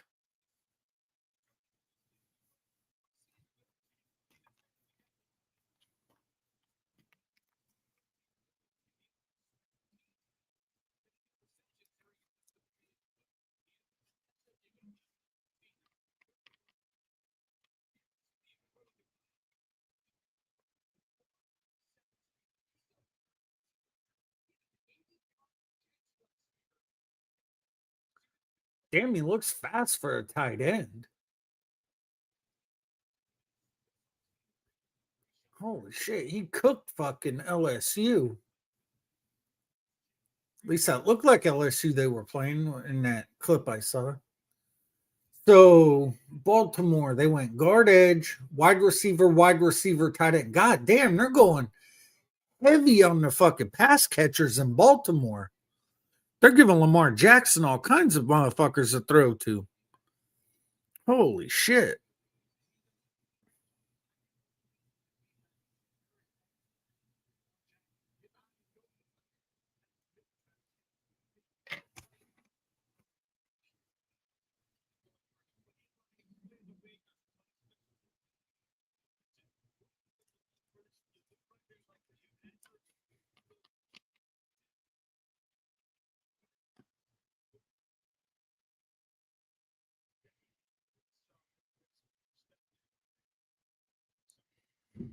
Nice. We got a pick in next year's draft, even if it's in the 6th round.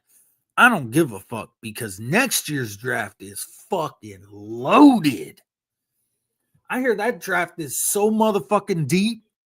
You can find starters all the way into the 5th round, deep in the 5th round. Next year's draft is going to be banging. Every motherfucking team should be able to find shit.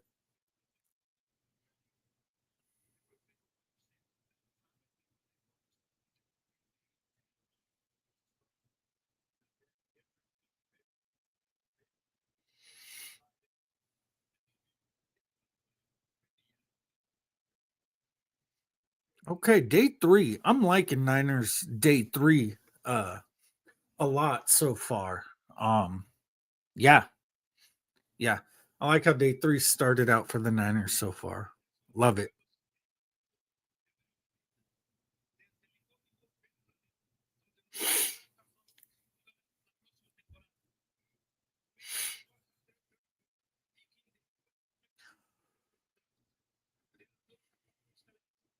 Wow, Michael Trigg is still on the board, the tight end from is it Baylor? Is that where Trigg's from? Is that where Trigg is? Baylor? I think so.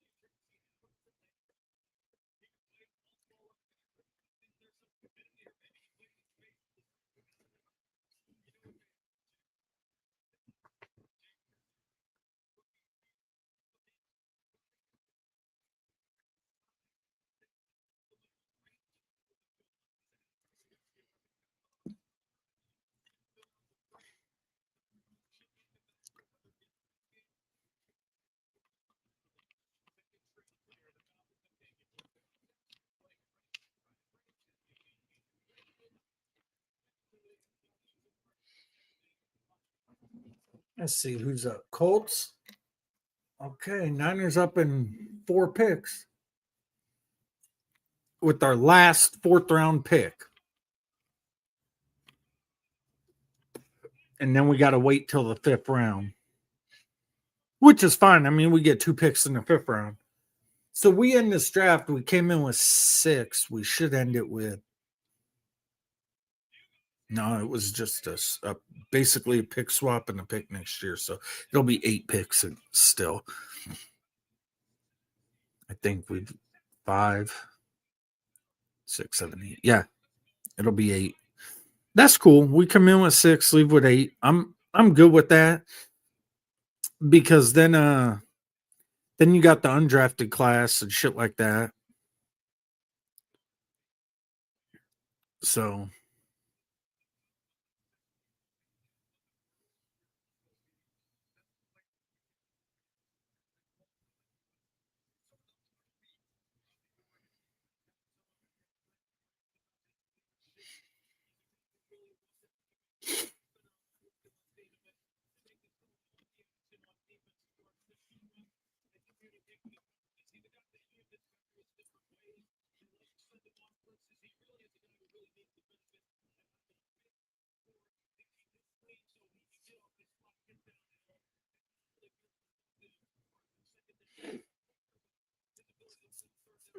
let's see.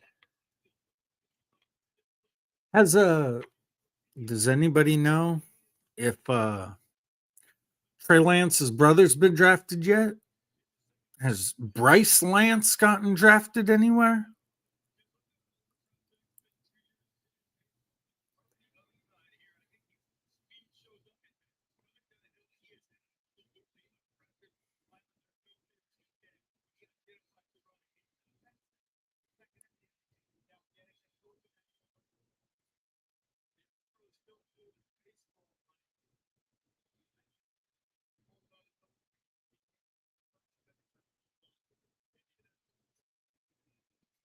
Let's see. Oh shit, Saints picking again, huh? Oh, they're doing some damage in the 4th round. Oh, that's where Oscar Delp went to the Saints. Uh-oh. Saints got them a tight end now. Oh, Bryce still undrafted. Okay, good shit, Crazy Dog. Appreciate that. Wow, the Saints got a real motherfucking tight end now. That's what's up. And Saints fans, don't, when you look at Oscar Delp and you go and look up his numbers from college, do not get stressed out or flip out and be like, oh, well, he didn't have that good a production. Just because he didn't have that much production doesn't mean anything. When Kittle came out, he didn't have a lot of production out of Iowa either. It's just how they're used in their systems. You get him in the NFL and start throwing passes, he's gonna. You'll see real quick how good Oscar Delp is, especially as a pass catcher. He's one of those tight ends that can be a really good inline blocker. You can, throw him a little bit off the line. You'll like it. You'll like Oscar Delp. Oscar Delp's going to be a really good tight end. A really good tight end. So.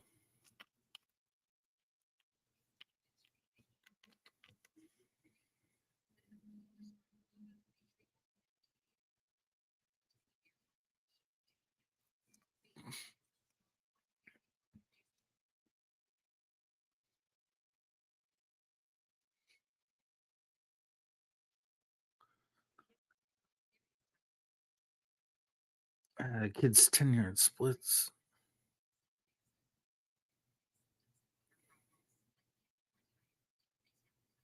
God damn. That's kind of, I don't know if that's fast or not. It's 5-1 for 5.1 in the 40 for a for a 300-pound lineman fast. Because that seems kind of slow to me.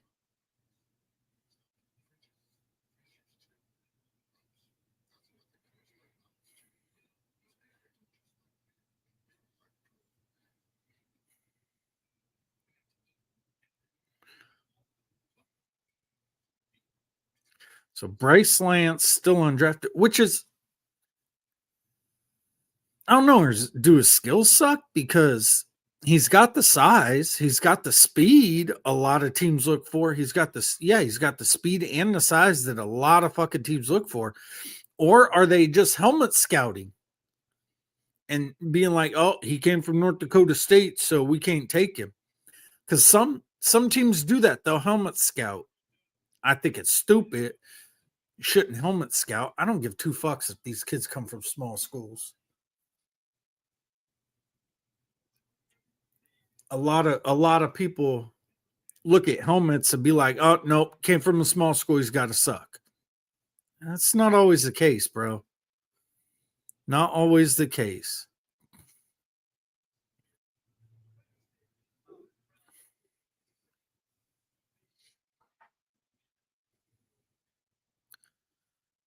All right.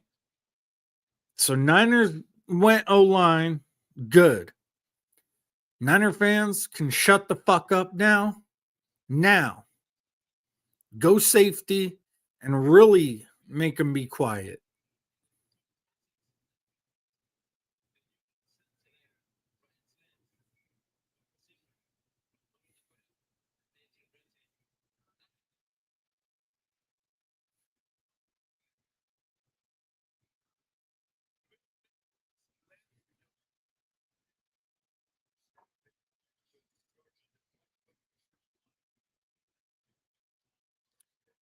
Bryce Lance. Nope, there he went. The Saints got him. There you go, crazy dog. See, I was asking and he went right after I asked. So the Saints picked up Bryce Lance. He was an award finalist for FCS Offensive Player of the Year. Oh, shit. That was a dope one-handed touchdown catch. He had, 51 catches for over 1,000 yards. He was the first North Dakota State player with back-to-back 1,000-yard seasons. Okay. I see you, Bryce Lance. He might have a better career than his fucking brother. His brother's back up in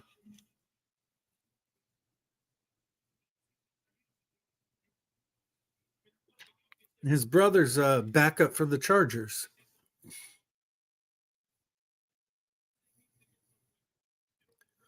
Wow. 32 pass catchers, wide receiver / tight end taken is the most through 4 rounds in the NFL. I kind of like the Saints draft. They doubled up on wide receiver. They got a really good fucking tight end. They went Christian Miller, a big, powerful fucking D tackle, and they got a guard. Okay. Yeah, I kind of like the Saints draft. The only thing I have with the Saints draft is their first round draft pick, Tyson, the wide receiver at Arizona State.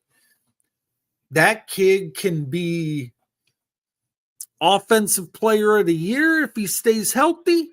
But if the injuries start coming back like they did in college, that's going to suck. But that kid is fucking crazy good.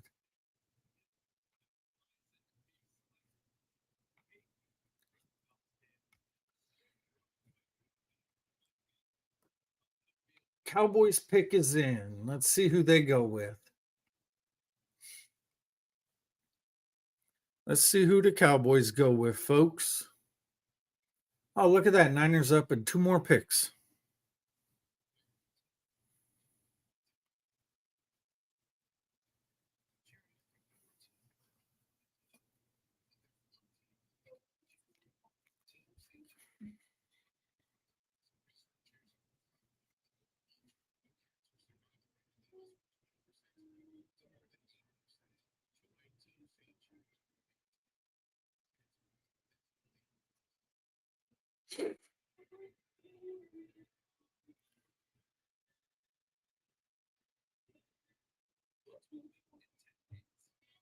Bryce Lance, 136 overall. Nice for a kid coming out of a small school.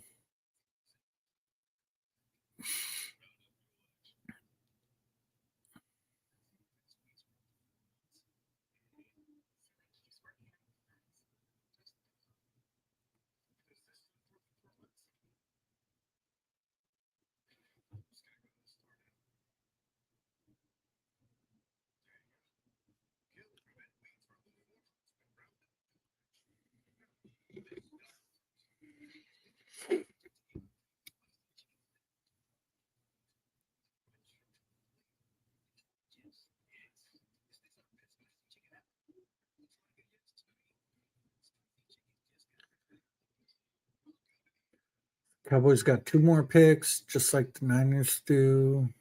No, we got 3 more picks still. But the Cowboys have gone heavy defense. They needed to, which is smart. I think somebody locked Jerry Jones in a closet for this draft for Dallas.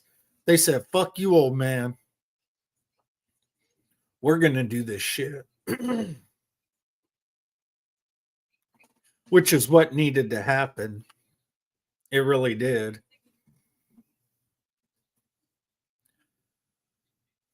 Man, even with this shorter time, the 4th round has taken 2 hours. That's crazy work.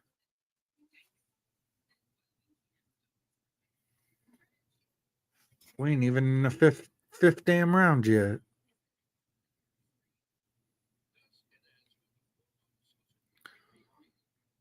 Let's see.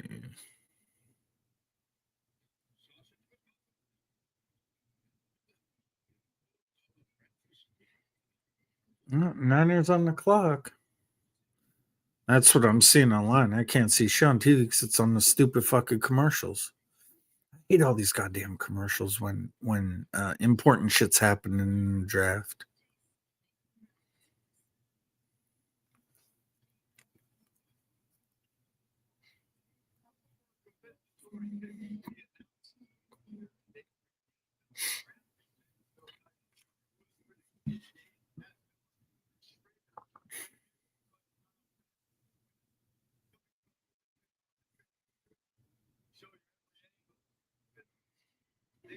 Man, with all these pass catchers in the Big Easy out there in New Orleans, Tyler Shugg should have a fucking bomb ass season this year.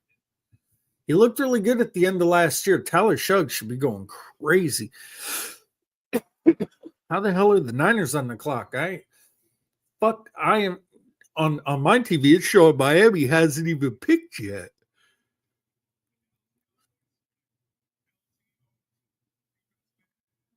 Who'd they say? Oh, LT Overton, the edge from Alabama. Damn, Cowboys went heavy on the D line.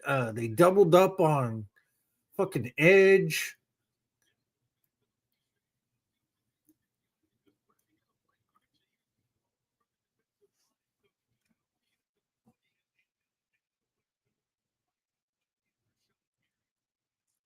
Oh wow, yeah, they're gonna have a deep rotation on their D line.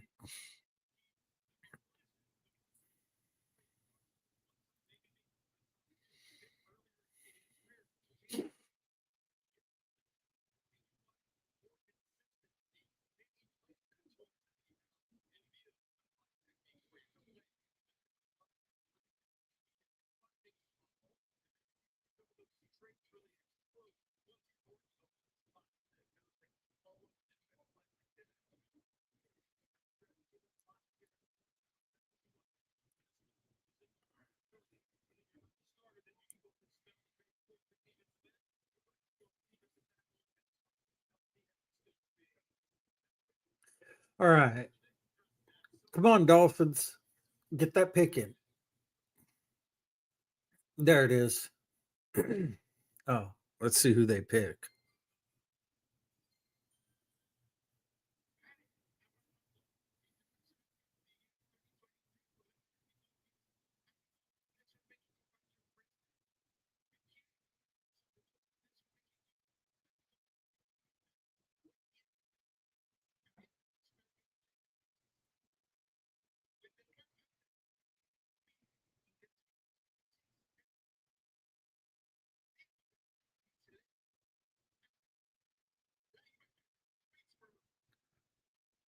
Oh, that guy got it wrong. He read Dolphins went with Kyle Lewis, safety out of Pittsburgh. The guy said linebacker. Is he a line? 5'11", 220. Pretty good size for a safety. He seems like a box guy. That one put him on the line of scrimmage. He blitzed, had a nice little spin move to get to the quarterback. Oh, look, he sacked that piece of shit that Arizona drafted. That shitbag quarterback. Yeah, he looks more like a box safety. He plays all near the line of scrimmage, 77 tackles. 2 INTs. He dropped back in coverage on that one. That was nice. Okay. This kid don't look too bad. Miami needed him anyway. Miami needs every fucking thing. Damn, Niners picks in already?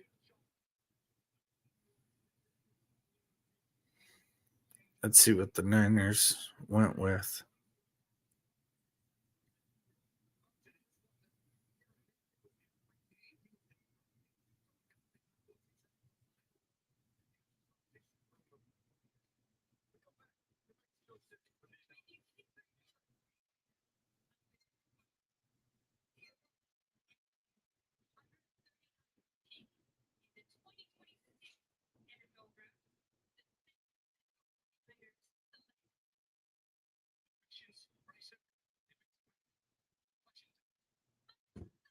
Ephesians price sock. We wanted a DB. Okay.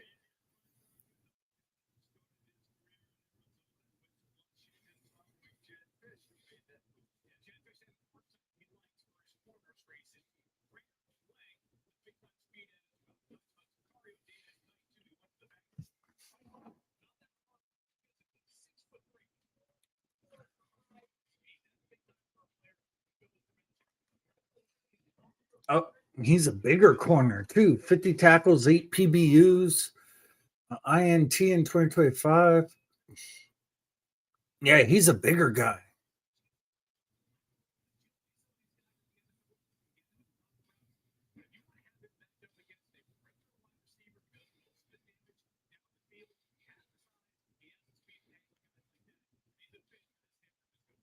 Okay, I like that pick. I fuck with that pick. Yeah, I fuck with Ephesians price sock. Crazy name.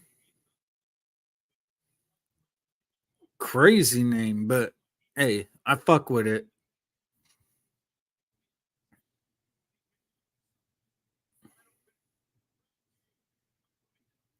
Oh, final pick round 4 with the Bengals, and then we get into round 5. Nice. I like this Ephesians price sock at a Washington pick. Yes, sir.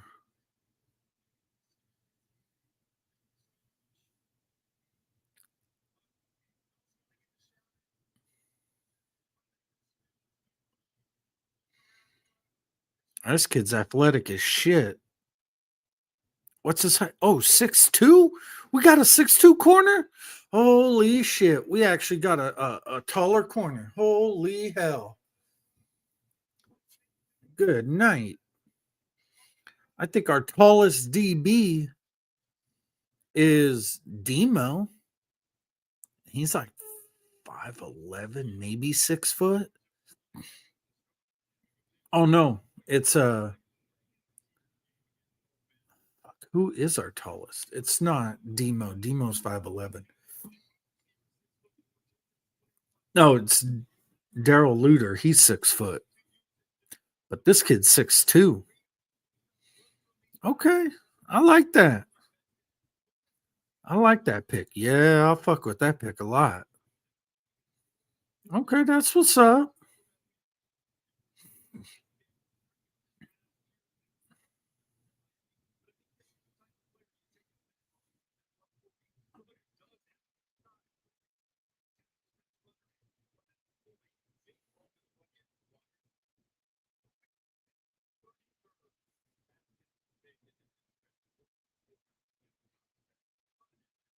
We went back to back Washington on the last 2 picks.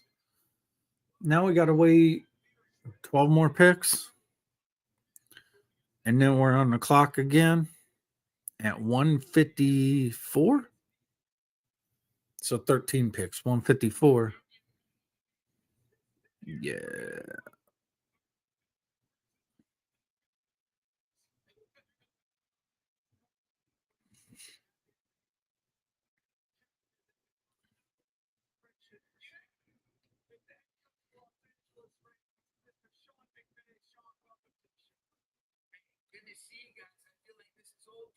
Look at this. Look at this fucking scumbag. Fucking Sean McVay on here talking, acting like he's all happy and shit. Man, you go watch that video right after they drafted that backup quarterback in the top 15. Yo, he looked pissed. He looked like he wanted to fight his fucking general manager. Stop with that bullshit, Sean. Oh, my bad. Ephesians Price Talk 6'3", 196 with 4.45 speed, 33-inch arms. Okay, this kid's got real size, real size. Yeah, I like that. That was another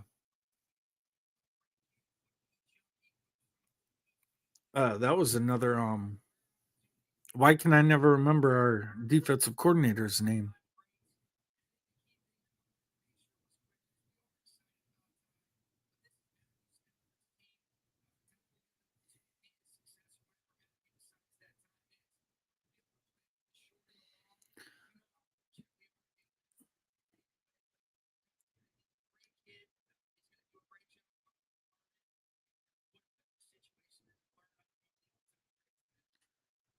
Oh yeah, you saw that too, Eddie? Man, he was mad about Ty Simpson. He didn't say shit in that press conference, boy. The look on his fucking face, he looked like he was gonna sock Les Snead right in his fucking face. This cocky prick.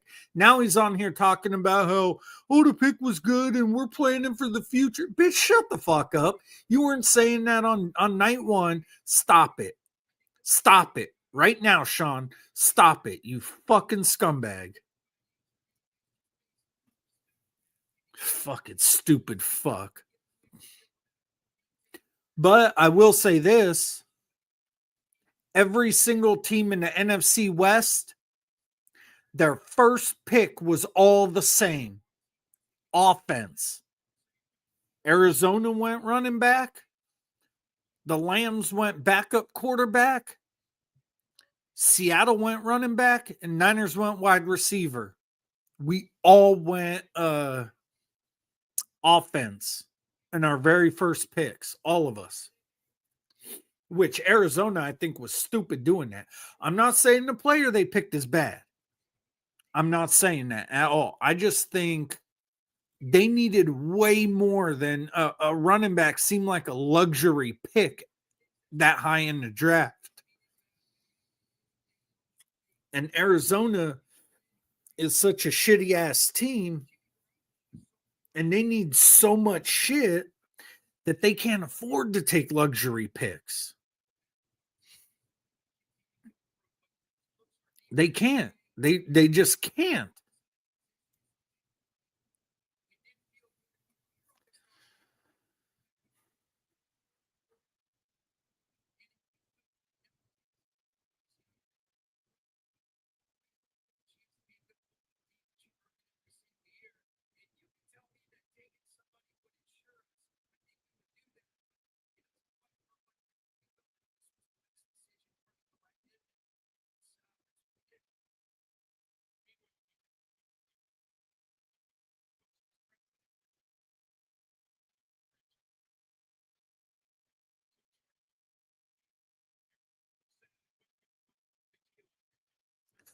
Oh yeah, Eddie, the quarterback class is supposed to be so good next year that I've heard that they're already talking about 8 quarterbacks could go in the first round next year. I don't know if there's 8 teams that need a first round quarterback, but they're saying 8 quarterbacks could go in round 1 next year, which is going to push so much talent down the board.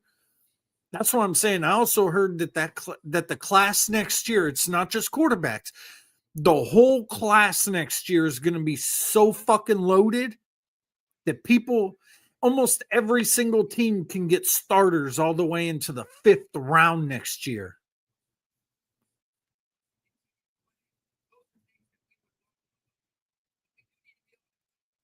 No, let's see what the let's see how bad the Cardinals fuck up with this pick.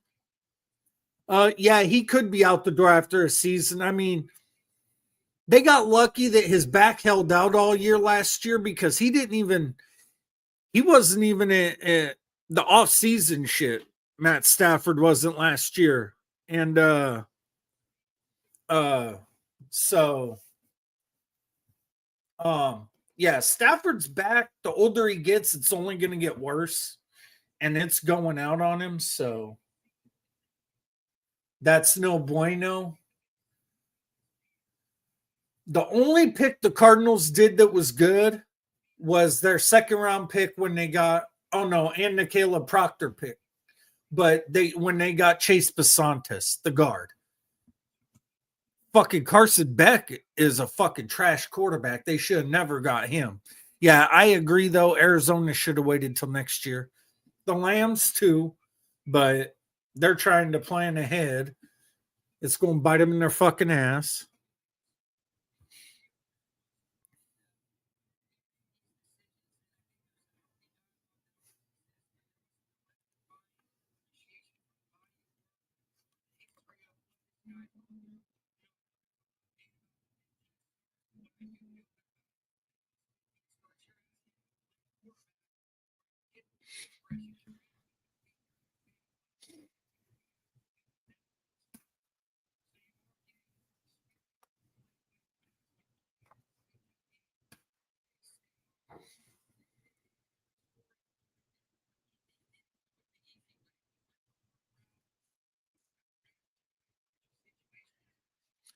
But yeah, I wouldn't be surprised though, Eddie, if Stafford is out the door after this season.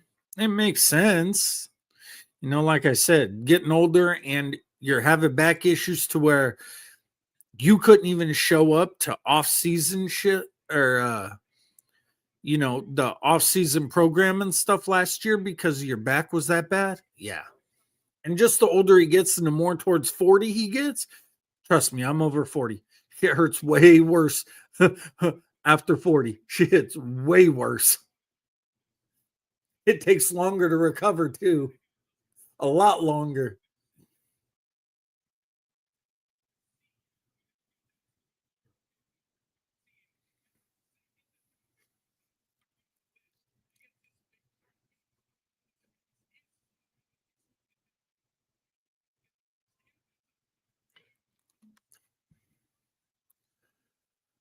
Come on, just quit talking to fucking Sean McVay's stupid ass and tell us the Cardinals pick. Jesus fucking Christ.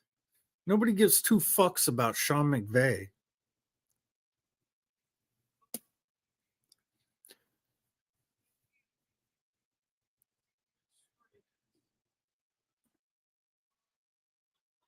Fuck Sean McVay. Crazy thing is, his grandpa basically built the fucking 49ers, helped build the 49ers dynasty back in the day. His grandfather, John McVay. Hell, our draft room is named after Sean McVay's grandpa. McVay was the one helping Bill Walsh put those teams together back in the day.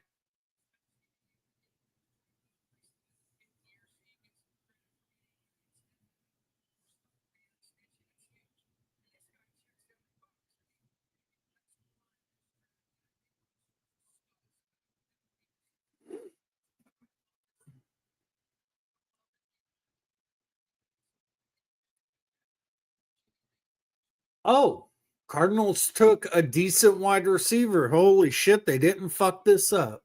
Took Reggie Virgil out of Texas Tech. Kid's decent. Kid's decent. I fuck with him. Kid's decent.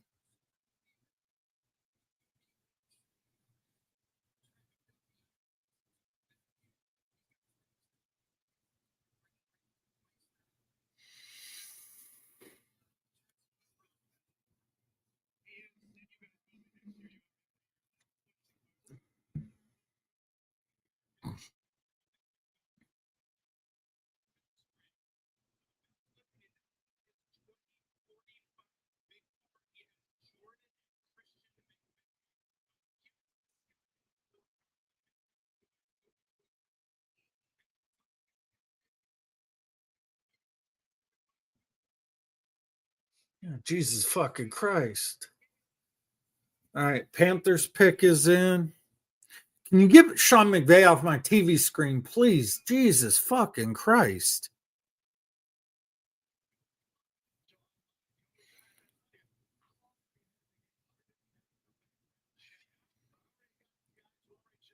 So Niner fans are gonna lose their shit if we get out of this draft without a fucking safety. Like I said, I wouldn't mind having a true free safety, but I don't know. They may be good with what we got. They might think the kid we drafted last year was a free safety. And Raheem Morris is a DB, is a secondaries guy. He was a secondaries coach for a while. So, Panthers got a good pick there. Center Sam Het, Kansas State.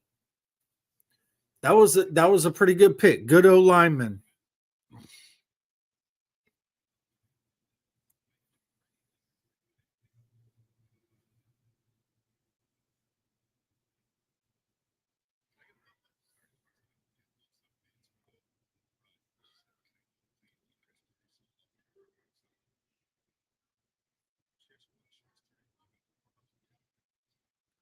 Jalen Kilgore still there. Bo Stevens, the guard out of Iowa, is still there. Fuck, I wouldn't mind snatching him up just because he's a real good player. Emmett Johnson, running back out of Nebraska, is nice. He's still there. Oh, there's a lot of decent players still around. I wouldn't mind finishing this draft with safety and tight end.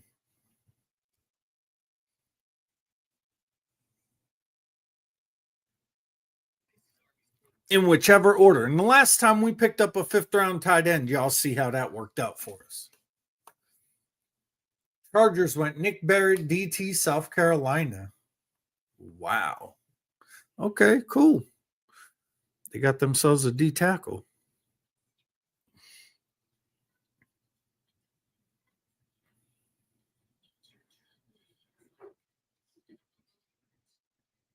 Wow, LSU Garrett Nussmeier still hasn't been taken. I figured people would be higher on Nussmeier.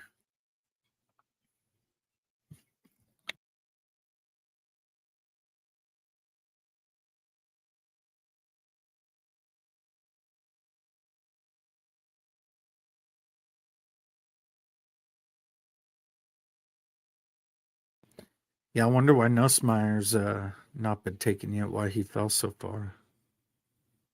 I knew this. I mean, this class wasn't a good quarterback class in general, but with all the chatter I heard and a lot of people that really liked or said they liked Garrett Nussmeier, I'm surprised he's still on the board.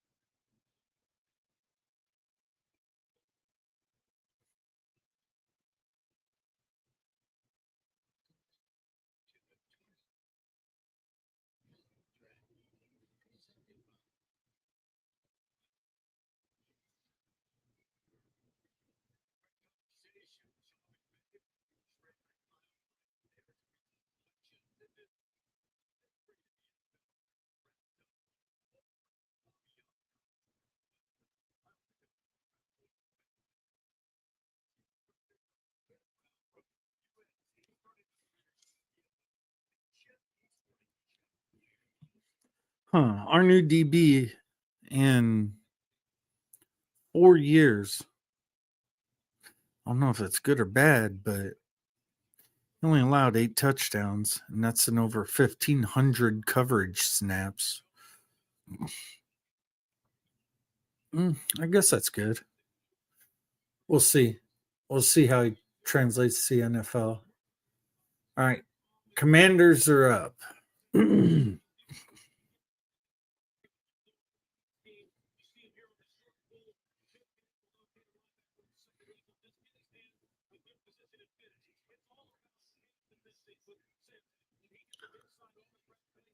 I wonder if we will go more in the secondary.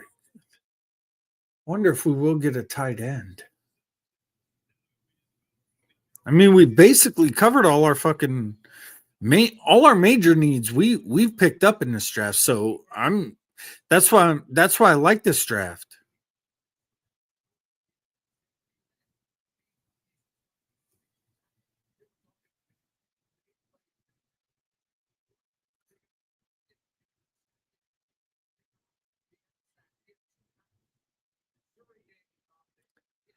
Oh wow, the Saints are trading for former Raiders first round edge Tyree Wilson.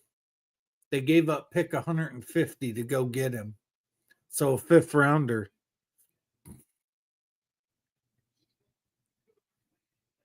And the Saints get a 7th back too. So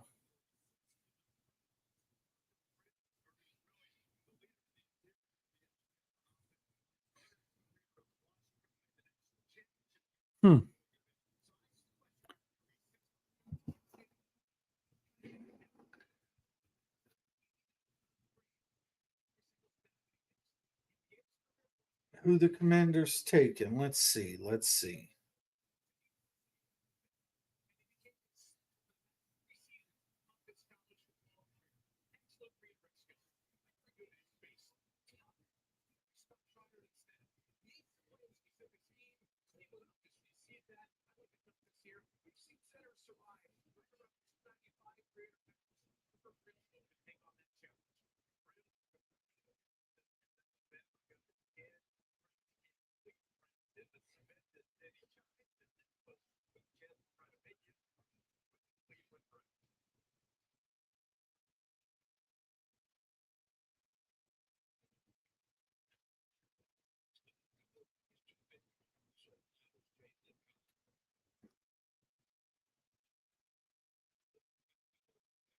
Why do they wait so long? It's the fucking 5th round. If the pick is in, just tell the pick. Good Lord.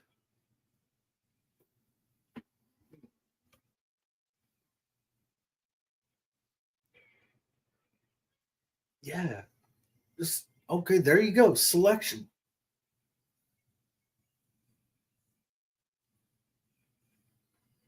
Was the selection thing gonna sit there all fucking day? Good God.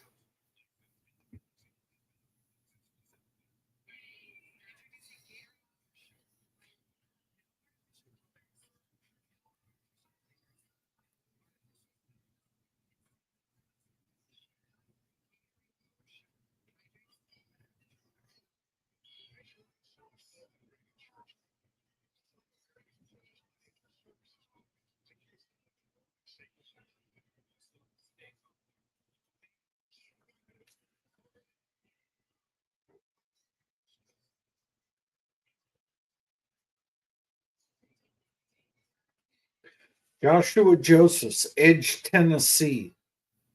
Oh, that's who the Commanders went with. Okay.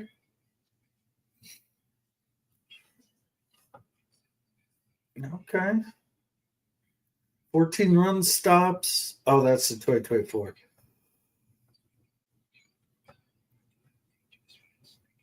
So his sack totals increased.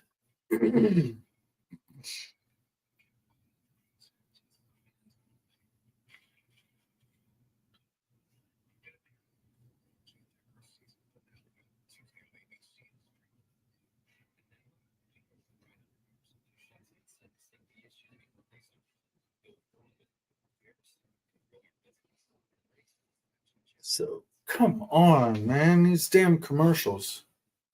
It's getting to the 150s. Niners are about 4 picks away. I want to see where we go. I'll be right back.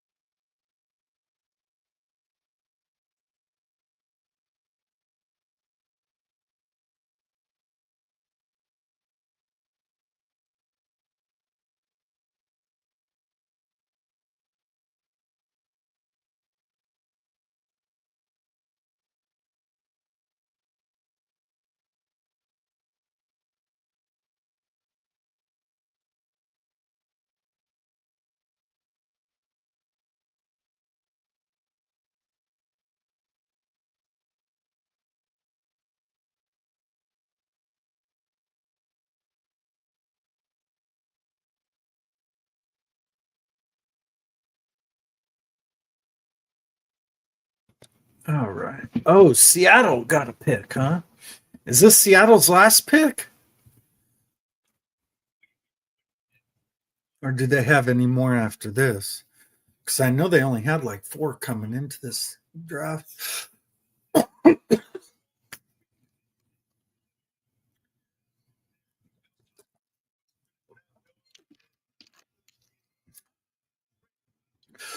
Who'd Seattle take? Let's see.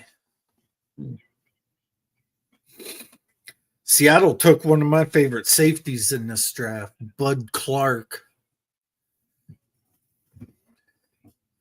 He's basically strictly a cover guy. Because he comes down and tries to hit too many big guys, he's going to get folded like a lawn chair. He's just too slight for that type of shit to be a box type dude. He's more of a center fielder.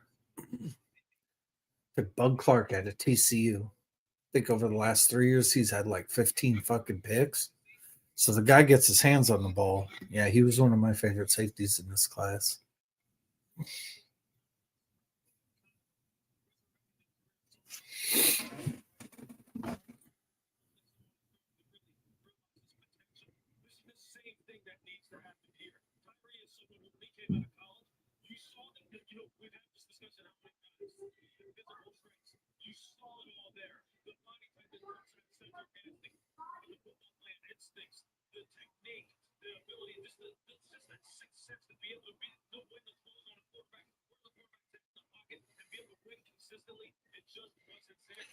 Damn, they went with Bo Stevens, guard out of Iowa.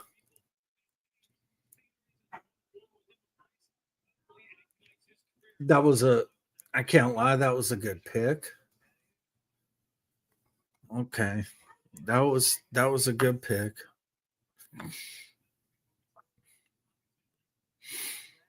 Let's see. 1, 2, 3. Yeah. Niners will end up with 8 picks, which is cool. I'm interested to see what we do in the UDFAs also.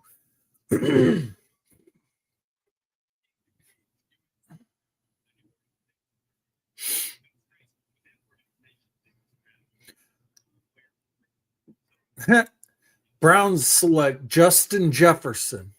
No, not the wide receiver. It was an Alabama or a linebacker out of Alabama.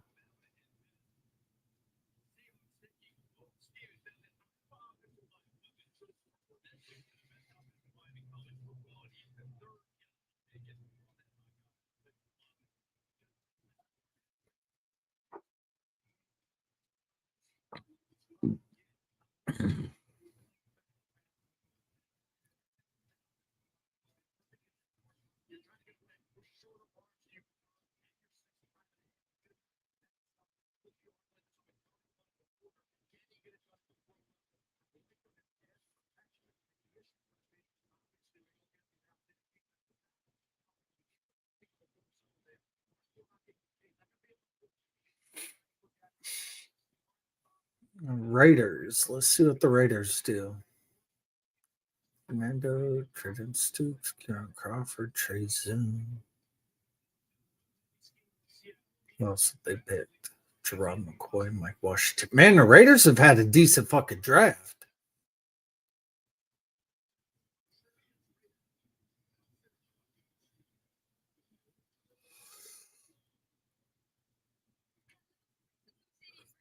Yeah, the Raiders have had a decent draft.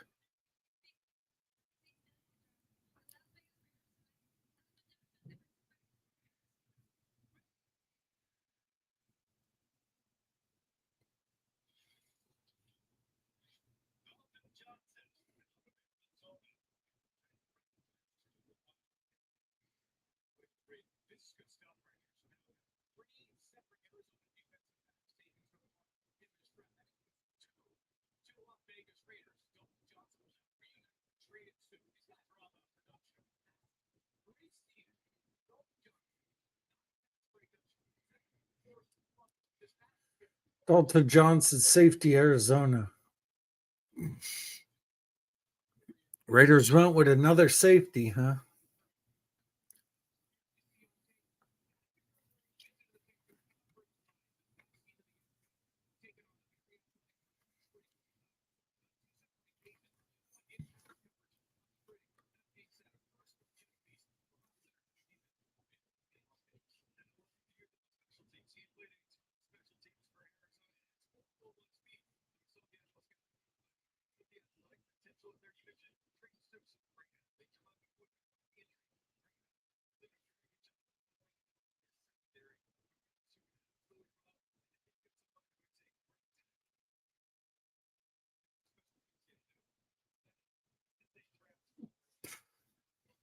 Let's see what the Panthers do.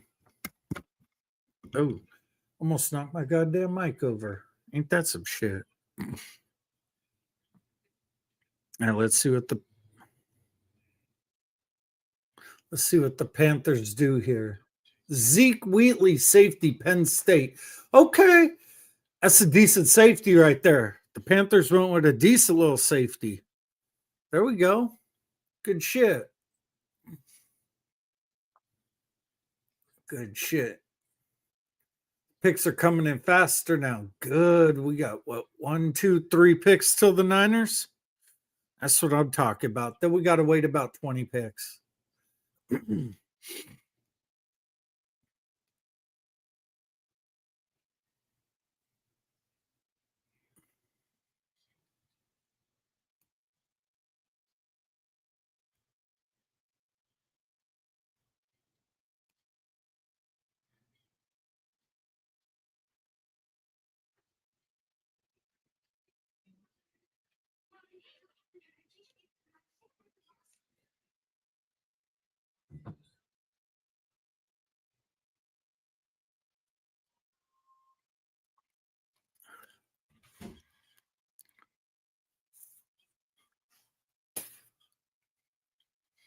Oh, Broncos went Justin Jolly. That's the tight end they took? Okay. Man, I hope we grab the kid from Trigg from Baylor. And then with our next, if he's still there, with our next 5th round pick, we take the safety out of Texas. Just give me tight end and safety, or one or the other. Either one, safety or a tight end by the end of the draft. Because we could use another tight end. We really could.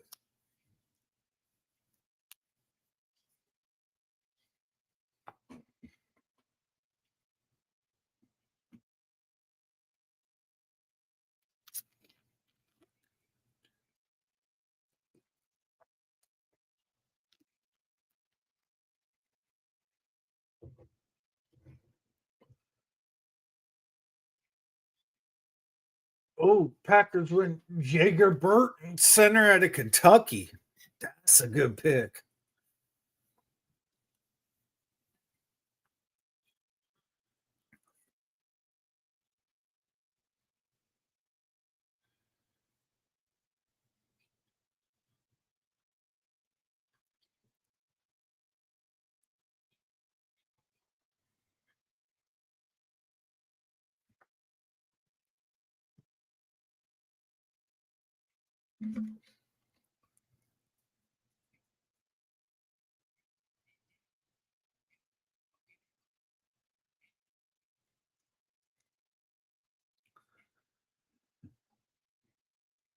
Niners on the clock.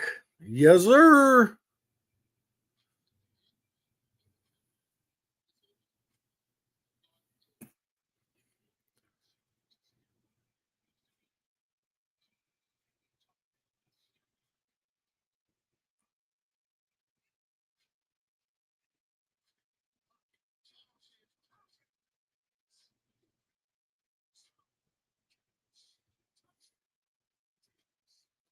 Pick is in. Come on, Niners.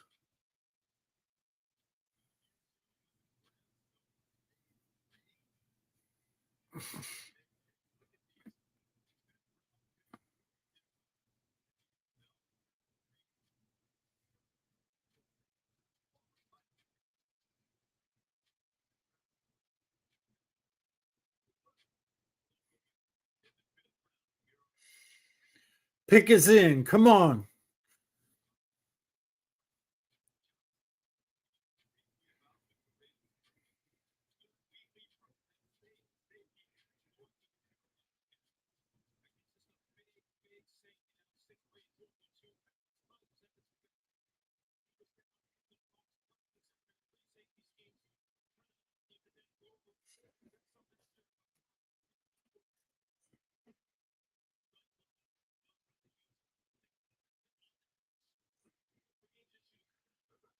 Come on. Tight end or safety, baby. Tight end or safety.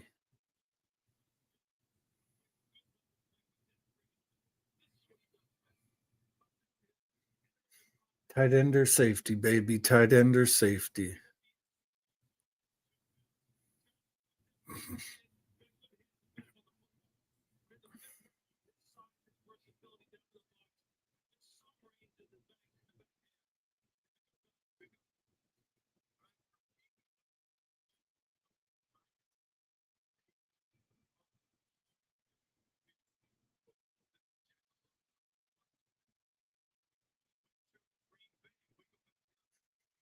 Come on, Niners.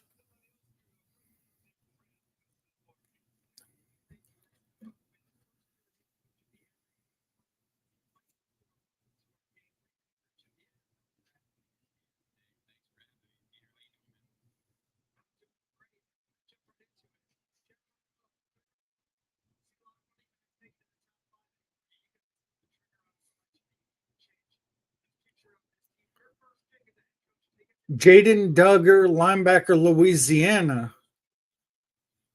Ooh, a linebacker? Really? Wow. Okay. Okay. I didn't see linebacker on the bingo card, but that's okay.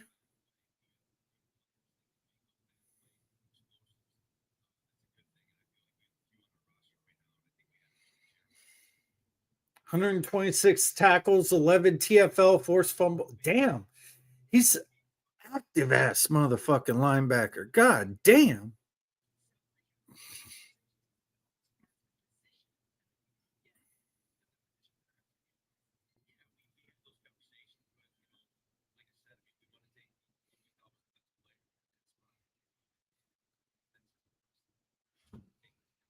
(6'4", 242.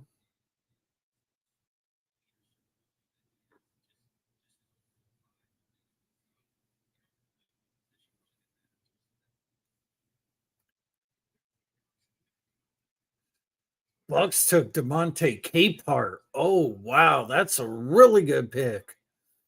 DeMonte Capehart's good.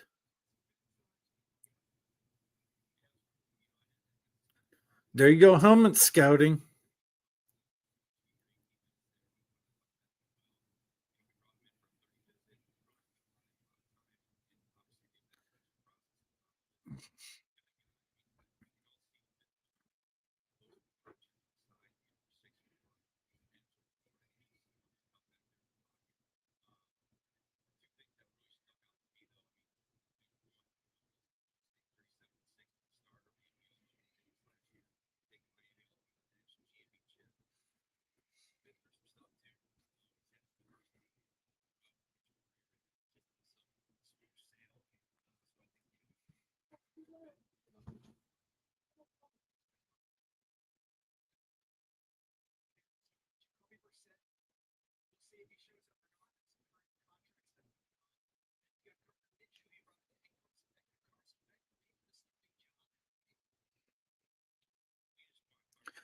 Former this linebacker Niners just drafted. Dude, a former safety, 6'5",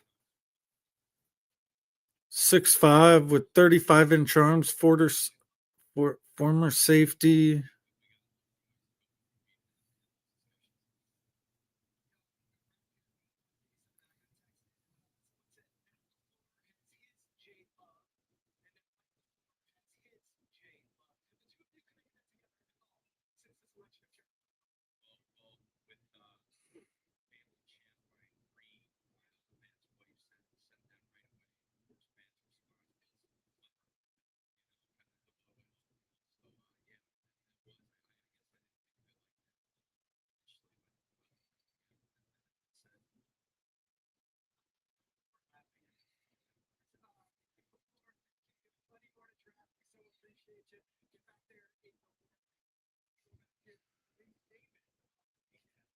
Wow.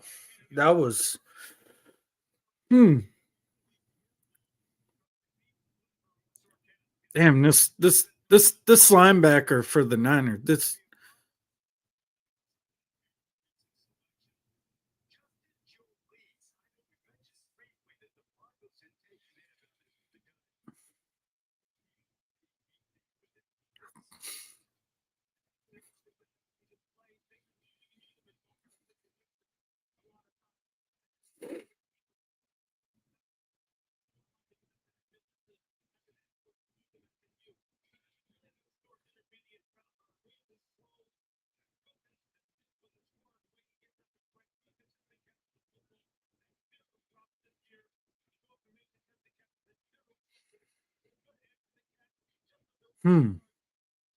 This kid's intriguing. What are we playing at? He's not a Mike backer because he's 6'5", 240.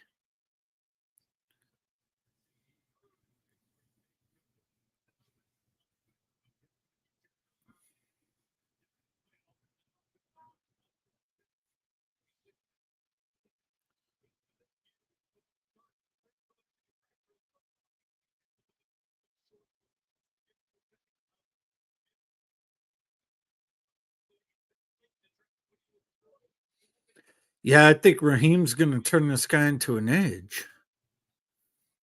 Maybe. You know what? I know what this is. I know exactly what the fuck this is. Yep. Raheem is starting the conversion of this defense. That's exactly what the fuck this pick is. He's starting the conversion of this defense. This guy will be an outside linebacker in a 3-4 that could play coverage and rush the quarterback. Raheem is starting.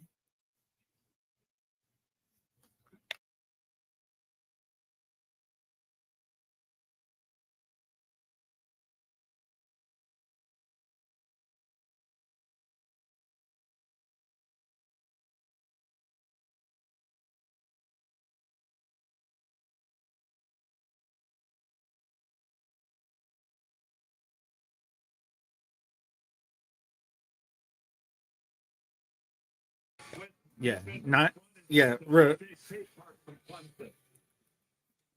Raheem Morris is starting to redo the Niner defense.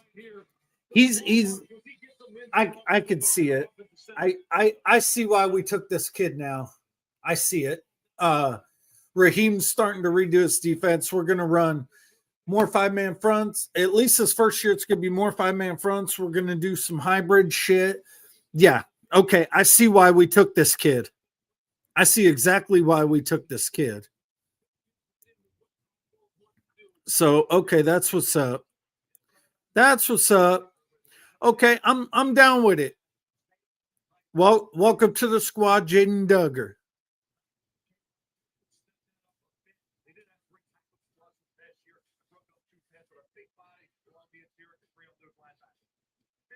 George Gubbs, who the Colts took pick 156. Now, this is a very intriguing player. He began his college career recent in Northern Illinois as a wide receiver who made the transition to a higher level of football and also to the defensive side of the ball. He can be a stand-up inside linebacker. He can play him off the edge.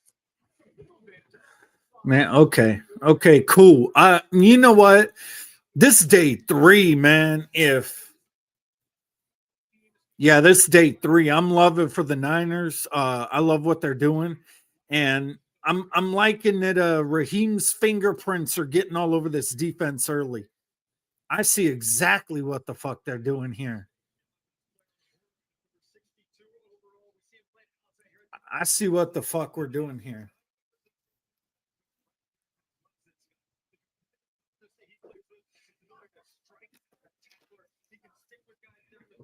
I see what the fuck we're doing. I like this.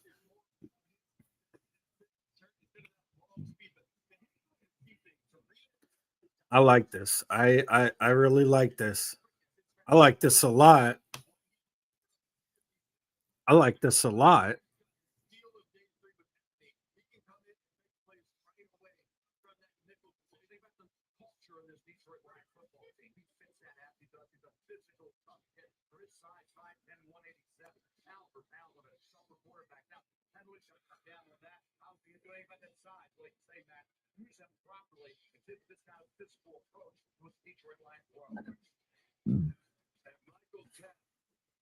Safety from Texas, just selected by the Miami Dolphins. He walked on with the Longhorns, originally wore number 36, but after a tragedy in his life, he wanted to honor a lost friend by wearing his high school number. He's one of the smartest individuals.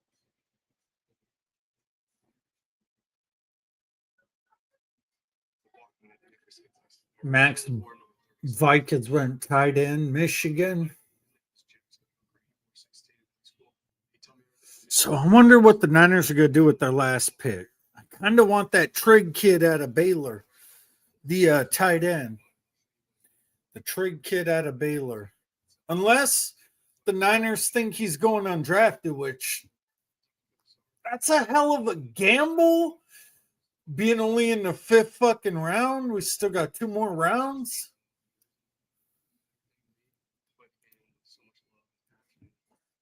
Who took Dallin Bentley? Did somebody take Dallin Bentley? Oh no, Michael Taffy's gone. Damn, that's safety.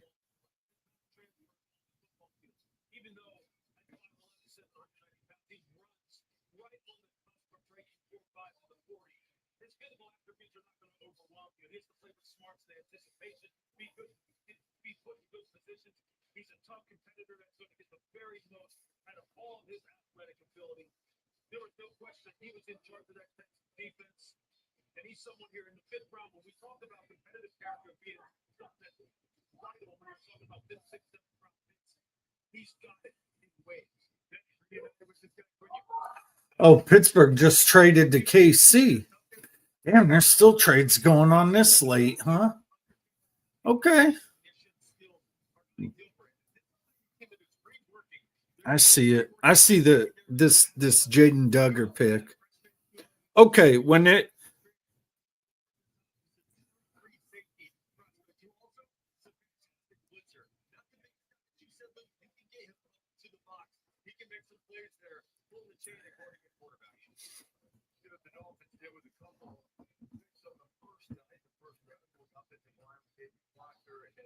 Michael Taffy.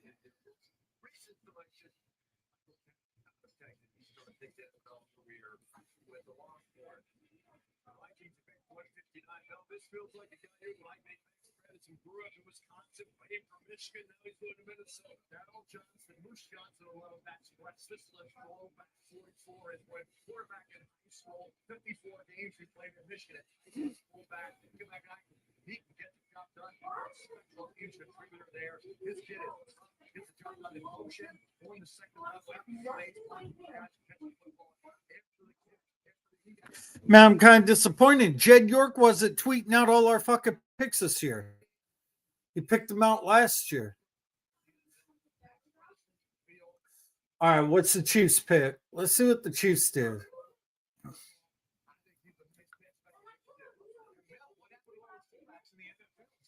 Let's see what the Chiefs do.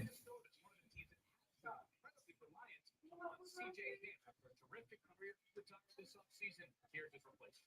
Billy Shroud from that Notre Dame offense line. Another guy that moved around on the interior for the Fighting Irish. Yeah, he played left guard for 16 games, right guard for 6. So you love that versatility on the interior. So he was team captain last year, second team All-American. Yes, he missed some time in the final 5 games with that knee injury. That's probably why he's still available at this point. They track that injury, knocks him down a little bit. His mean streak in the run game is what you want, and it's probably going to be. Yeah. He's put on for champions. I wouldn't mind. And man, there's a couple tight ends still out there. I want the Niners to grab. Trigg injuries. Wow. Yeah. Trigg injuries are the main two.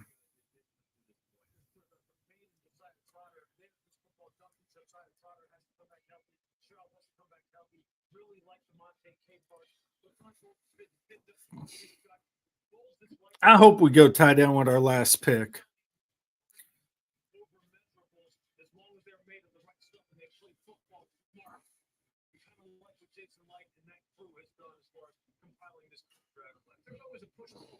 Chiefs running back Emmett Johnson out of Nebraska.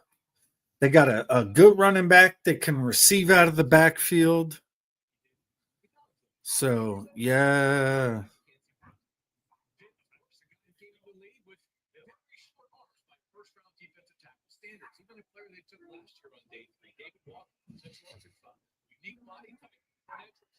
Okay, I like this.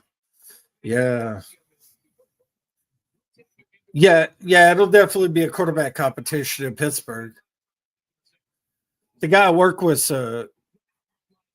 Steelers fan, he didn't like their quarterback pick yesterday. He's like, fuck that guy. He didn't want Drew Aller.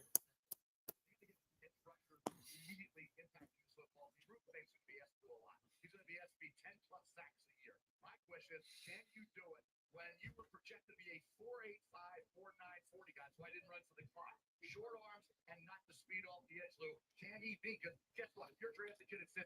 He's got to beat double digit sack guy in the NFL. But sub 30 minute season, it's never had a 10 minutes. I'll say this though. I'll say this. If you listen to this, they had that between Todd Gold and Ruben Bay when he was drafted. And Ruben was very emotional at that point in time. He said, listen to me, I'm just going to tell you this. Just do exactly what you did at Miami. Just play exactly the same way and you're going to be just fine. That's all we need you to do. He believes it, and I'm telling you, this guy is not about any BS. Ruben is on a mission. You saw when he walked down that run. He didn't want anything to do with any of the public circumstance. He's like, yo, just get me on the plate. Let me get the works. And you can talk about the rage about him and Jensen tape. And he knows a little bit about it. Learning for edge rushers, 15 and up. Never again. Russell Wilson, we don't talk about 5'10" and a half quarterbacks anymore, right? That's why Kyler Murray went number 1 and Frank Shaw went number 1. You need somebody to be away from that outlier role. You just can't do it if you have short arms and you run the 4-8-5. So again, the Niners getting closer to their last pick of the draft. And I will probably be logging out after that. Normally I'm on here all fucking day because the Niners are always picking in the 7th round. Into the 7th round. This year they're not.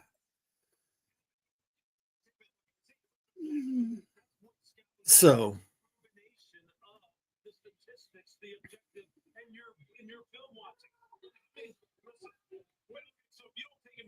where do you take him? What's his? And if he comes out and he does have 8 to 10 sacks, what does that tell you? How will it change your scouting going forward then?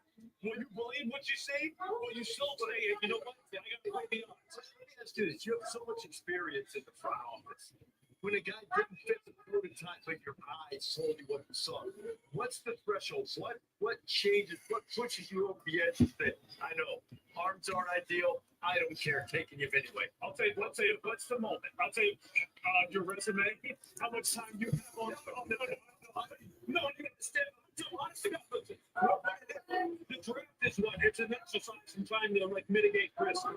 So those guys at the very top of it, that's why teams are uncomfortable taking a guy like Ruben Bates. That's why there was a lot of discussion about do we go ahead and draft the consensus? Because if you're wrong, and you ignored all that objective data, the people who are going to hold you accountable are going to say, why did you do that with all that data? I mean, let's say, what happened? Phil Hogan was the great Phil Hogan, right? Hall of Fame general manager, right? He said you have outliers, there are parameters, outliers don't draft. You got to be disciplined in your approach, believe in what you believe in, which is there's parameters. So you're outside of that. We're not drafting. So teams have different philosophies and beliefs. Depends on the GM. Yes, true. Well, I've just got to so on the first. Let's go to the UK. This is FG, Ravens, Zay Flowers, and LaJohntay Wester coming to you live from Manchester, the standard of knowledge, with the 162nd pick in the 2026 NFL Draft. The Baltimore Ravens select Chandler Rivers, defensive back from Duke. Oh, wow. Ravens got a nice pick. DB Chandler Rivers at a Duke. Nice.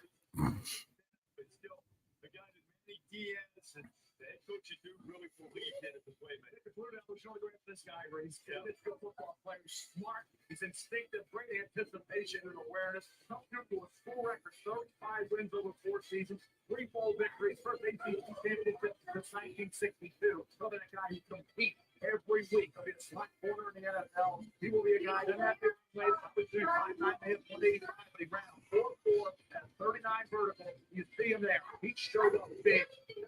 Game strategy career first speed with 59 tackle at 8 head straight up, just in the sack field at 3.5. Did a great job in that ACC championship game. That's Virginia with 8 tackles. Kid was all over the field for Duke. I mean, he showed up big. His work is excellent. I'll tell you what.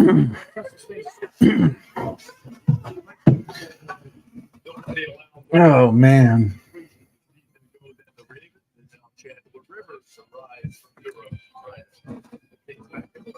Let's see where the Vikings are going.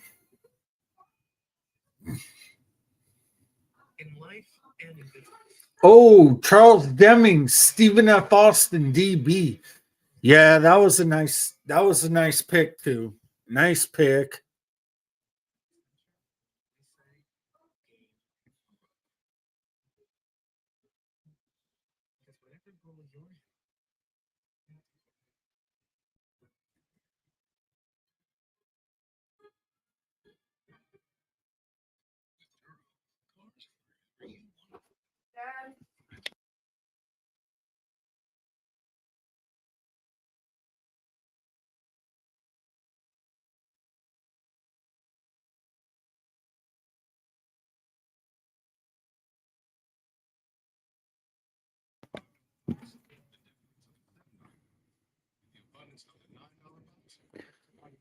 All right, let's hurry up and get through the end of this draft. Both my kids are here. My oldest came down to see me today, so.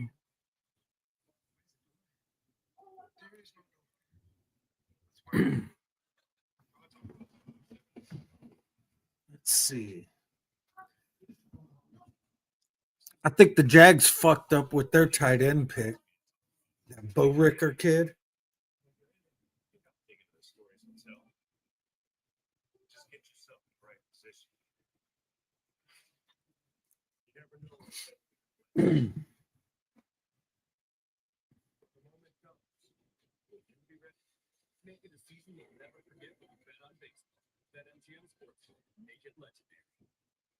There's flying, and then there's getting more out of travel with Platinum.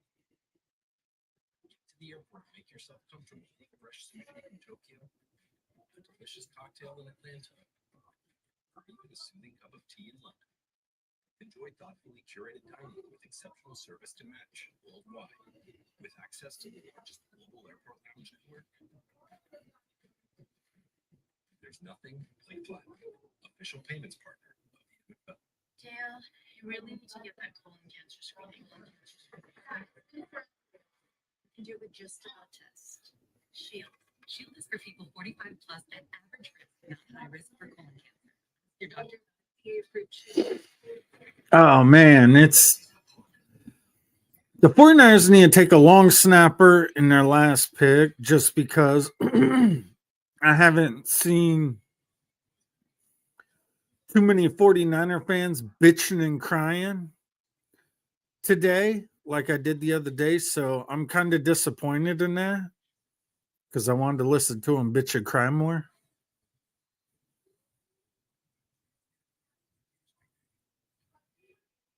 Welcome back to the 2026 NFL Draft, presented by Bud Light. Well, it's brought to you by Nationwide. Players have dreamed of their entire life.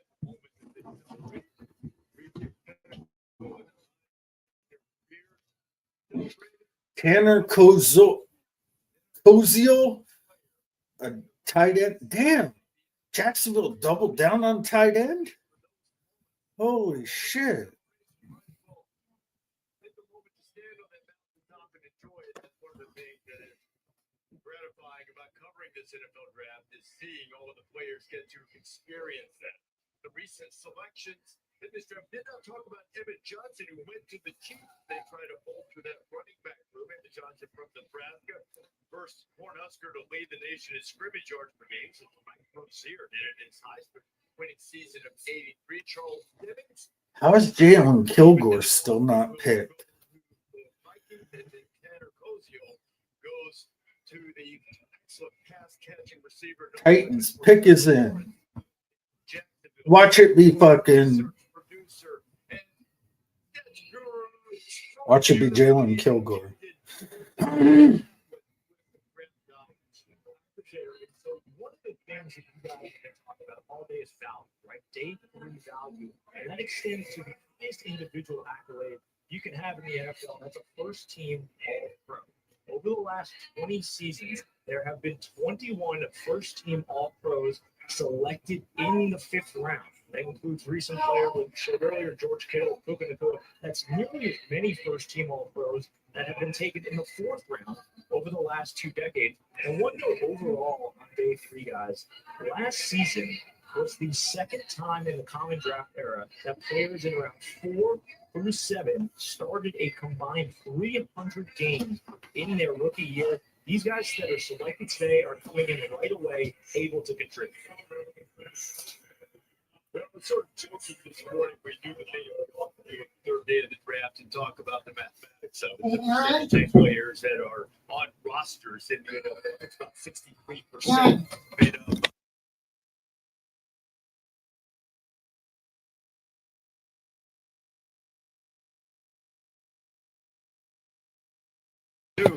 But you can't mess All right. Come on. Hurry up, people. Get to 179. Build your roster through these day 3 picks. 179. I want this last pick. In my experience, the guys who won wind up hitting long. The guys who down here up. I'm gonna keep watching after I get off here, but Nick Singleton, running back Penn State to the Titans. Wow, 55 total touchdowns. Penn State record. Wow. Something where it's the perfect get into the right system and they wind up having the kind of careers that far exceed.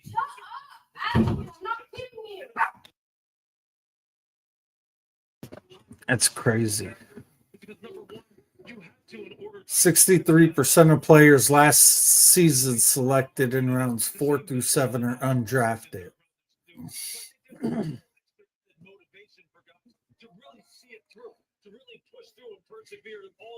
Come on, keep getting. I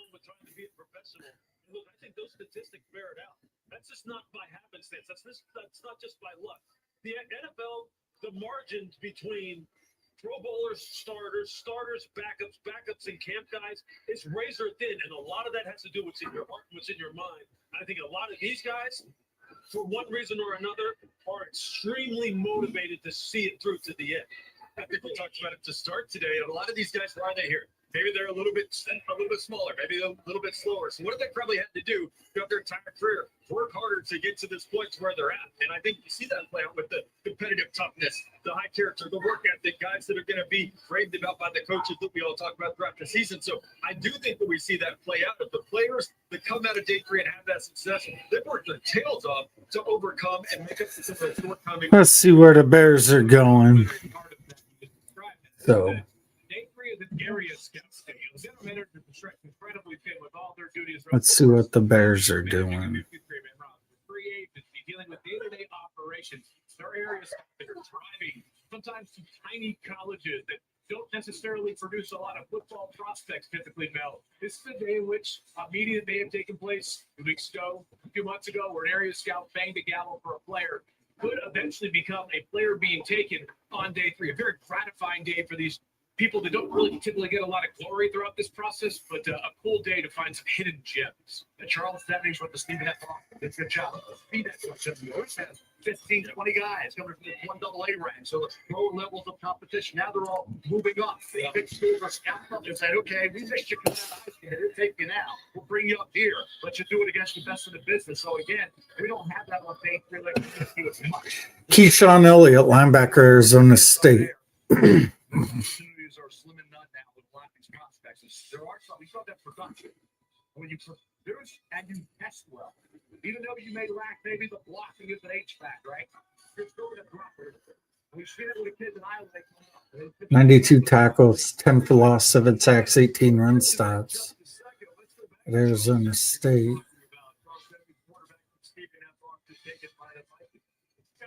Again, a guy who has the physical traits now, 6'1", 193. They got 42-inch vertical, and he's got 4.41 in the 40. His technique is super, super raw. But what is not raw and what is A+, you want to talk about competitive character? You want to talk about a guy who, when it comes down time to make contact and compete for the football, he is going to show up and win more times than not. That is exactly what attracts you to a guy like this. He's going to get beat on around. He's going to make mistakes as far as his key and diagnose. He's going to have technique up at the line of scrimmage where your things are going, what the heck are you doing? You look like a guy who hasn't really been taught football, but he has a lot of heart. He will hit you, absolutely stone you, and he will compete for the football. This is the kind of guy you start talking about maybe 5, 6, 7 years from now going, how did we miss? And tight end Tanner Closio from Houston. Now, if you want a guy who's doing catch the ball while it's being contested, he's your guy. Last 3 years, no one's done it. I'll tell you what, the catch radius, the length, throw it up. Trevor, 6'6", 247 pounds. He did it at Ball State in the Mid-American Conference 2024. Fourth in the nation, averaged 8 receptions per game at 9 catches or more in 5 games. He comes to Houston, right up the swing off tight end with 74 catches. Outstanding hands. He spikes every yard after the catch field. I'll tell you what, I'm not like this on game day. 2 game rates, 2 rich strictly. I'll take that. But it does get the job done. Reminds me a little bit. Mike Gesicki coming out of Penn State a bunch of years ago. Damn, Buffalo got another situation where they're back to back. Yeah, see, trading back like they did and getting all these goddamn picks.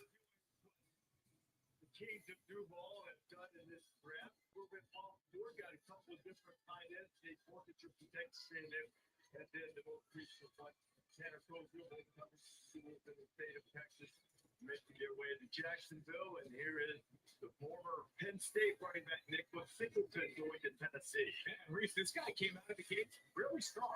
True freshman, he had solid rushing touchdowns. Then his full record, freshman at Penn State. He had plenty of running backs coming to the NFL.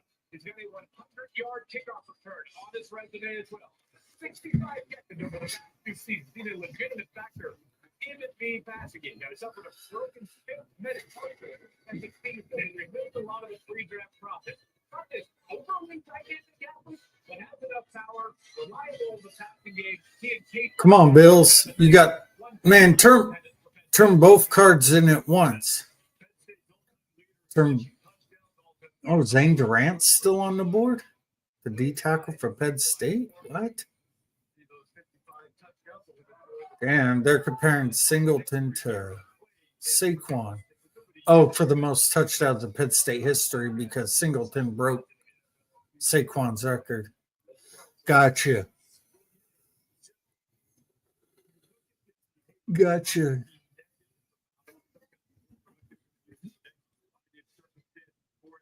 Things got sideways at Penn State this year. It's clearly more productive earlier in his career than he was last season.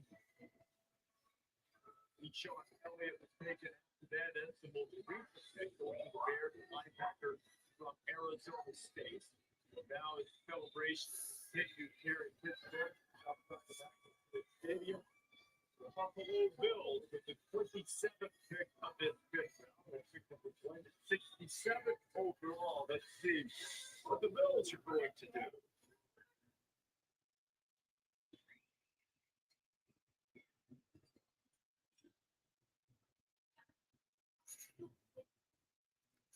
Wow. Why the Bills got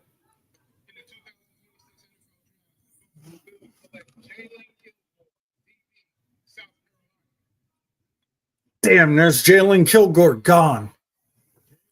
Jalen Kilgore, safety, South Carolina, went to the Bills. Of course he did.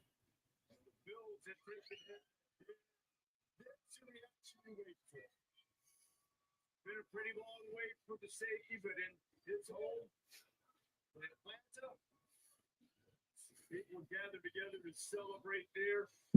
That was a really good pick for the Bills. Pouring out for Jalen Kilgore, who is headed to the Buffalo Bills. Hey, how about that? A couple of guys from same state who started playing college football. Gamecock and a Tiger bookending the Bills. TJ Parker, the edge going first, and then Jalen Kilgore most recently out in South Carolina to the Bills. And he's got all the measurables now: 6'1", 210, 4'3", 9 40, 37, 10, 10 broad. And you're right, he does play that hybrid position, which really what amounts to it's a star position in some of their subfront.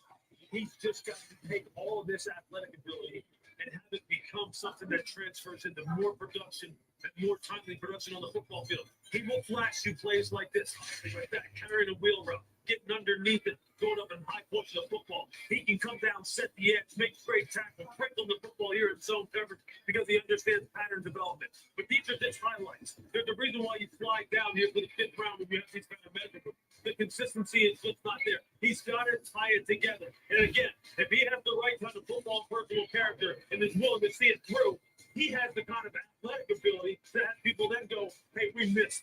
We should have drafted him a lot higher. So what I got when I mentioned Jalen Kilgore in streaky, he had all the physical athletic qualifications. He had 21 catch interceptions over the last 3 years, but consistency in terms of tackling and coverage. That's why he's here, despite having first round computer numbers.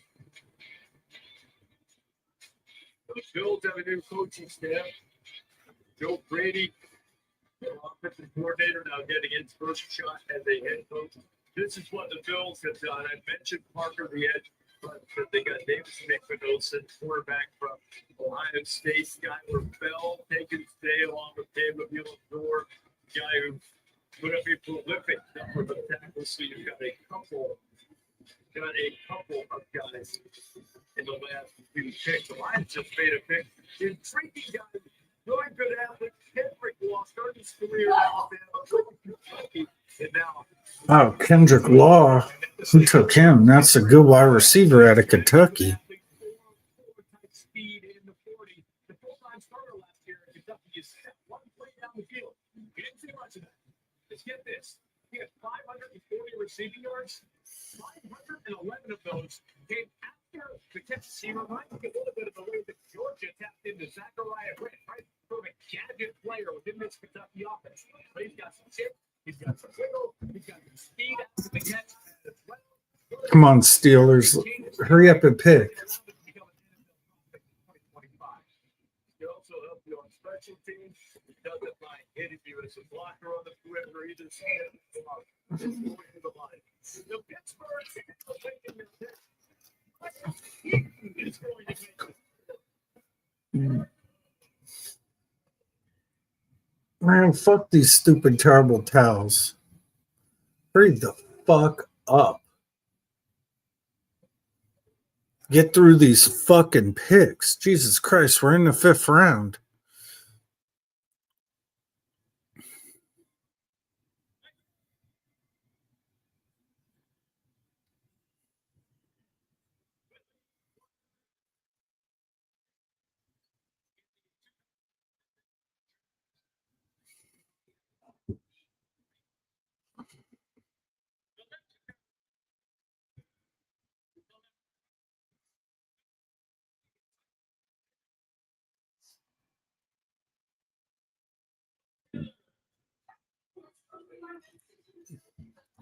Riley Nowakowski. Oh wow, that's a good pick. That guy could be their fullback in fucking Pittsburgh. And he's a really good receiver out of Indiana. That was a good pick for the Steelers. Really good pick for the Steelers.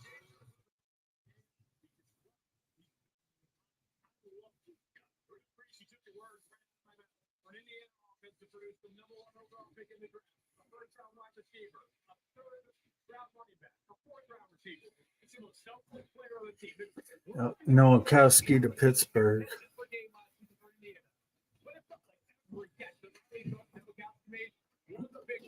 Ryan Nowakowski. He can play flexed out to the slot when you want to throw those wide receiver screens, get him out there in space as a blocker.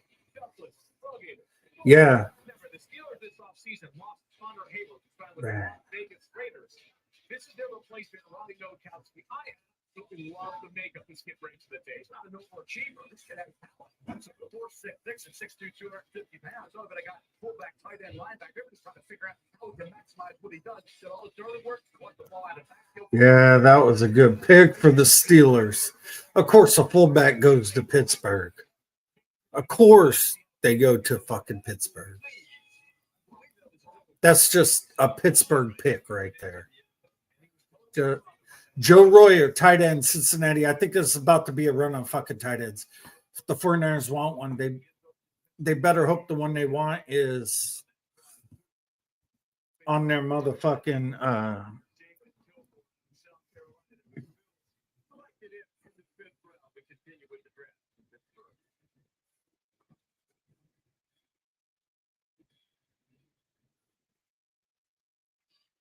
have to wonder, Mother's Day meaningful? That's our passion. With our amazing mom collection of bouquets and thoughtful gifts, all designed to make her day. 1-800-Flowers.com. Feel beautifully. Can I get a bum? Sorry, the bar's not open. Also, it's for the bride. She said, "Can I get the clean, crisp face and love like her words on mine?" She actually wants. She wants 3. She wants all those devil eggs too. Crisp face. The Evergreens family vacation. let's see who the Patriots go with. With hockey season.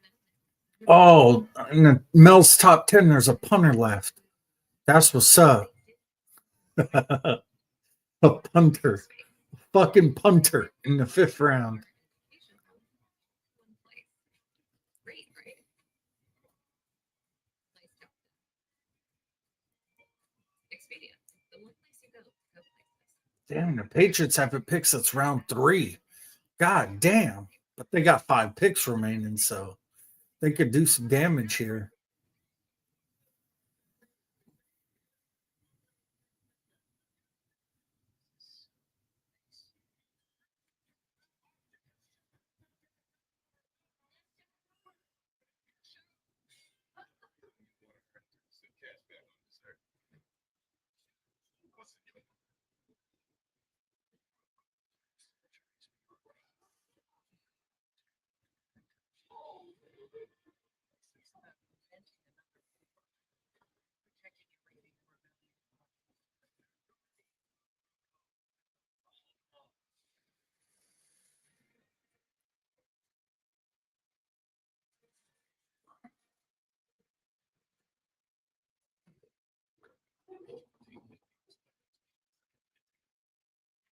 And of course, it goes to commercial right when they were about to show the fucking Patriots pick.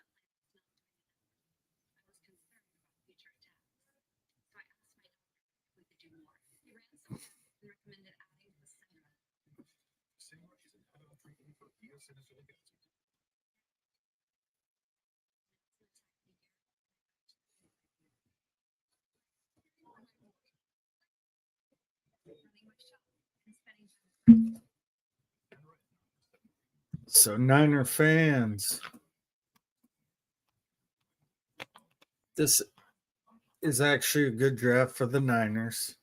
You guys just got to figure, especially on these defense, some of these defensive picks. This Raheem Morris, he's reshaping this defense.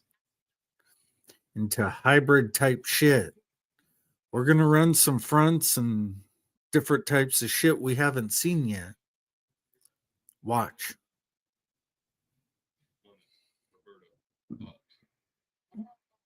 So you could get pissed at some of these picks, and I don't give two fucks about value. Oh, value. Bitch, value don't win games. Fuck that.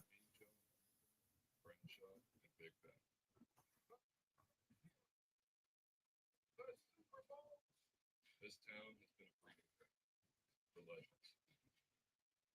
Welcome to the 2026 NFL Draft in Pittsburgh. There's the ball scheme, first round pick. A lot of first round scheme picks. First round legends. We think we can build the best table. All right, let's see where the Saints go with this one. Do you know what the sports first round draft pick was? No, I don't think trivia. I hate it. You like it. No, you know what people? William Shakespeare. Yeah.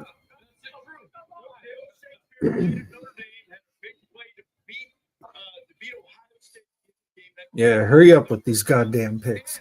How the Saints only need an edge DT and defensive back?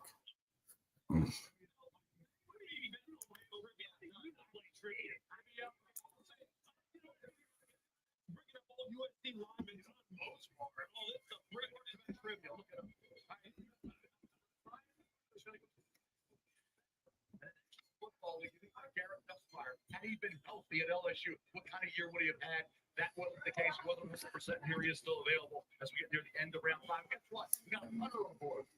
Right here. Michigan State. Always got those punters in, right? You got Trace. I hope later free agent, but he's going to kick in the NFL. No doubt about that. Lorenzo Styles Jr. for the Saints. Safety, Ohio State.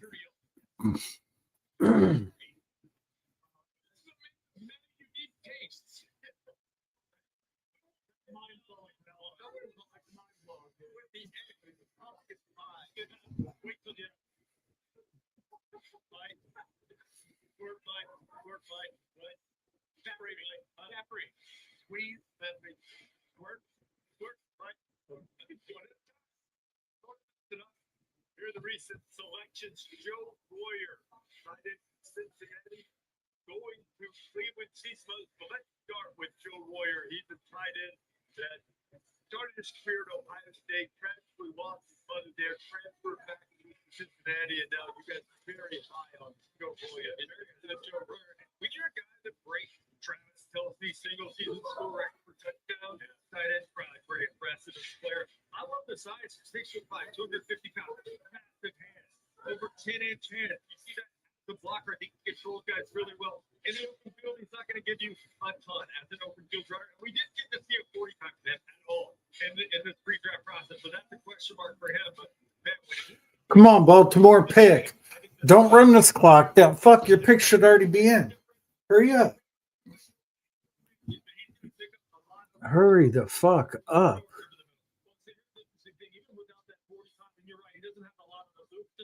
As far as breaking down defensive back and getting away from him and getting yards after contact, his long touchdown this year, his long reception was 73 yards.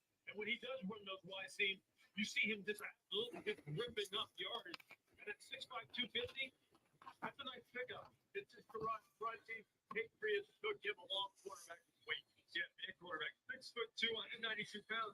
What do you think of a player like this? At this point in the draft, 171, I didn't have to break to my top 400 players on because you're in a 4-2 hero. That is absolutely moving. We know pro day times be a little bit off. That is an impressive number from the Wake Forest quarter. And we track things like pro day visits, private workouts, 30 visits, when teams have these touch points with guys.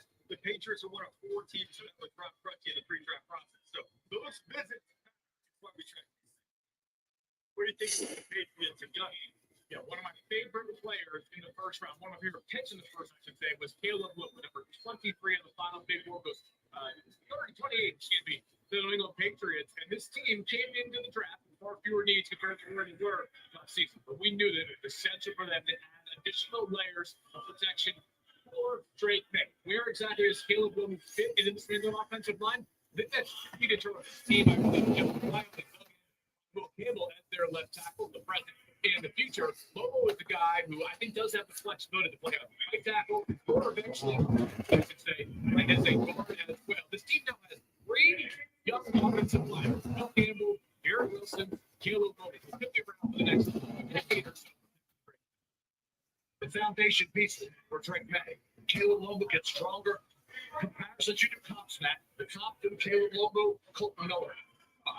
But for Patriots, where they stand in this most recent selection, we checked in with Peter Schrager. Peter, what do you have? It's been well documented that Mike Vrabel is not with the team in the war room today. In fact, he is away from the team. However, I've been told from Patriot sources that they are in constant contact with. Come on, Niners 6 picks away. Hurry the fuck up, people. If you're just watching it, he is not drafting with the team here on day 3, taking some time away.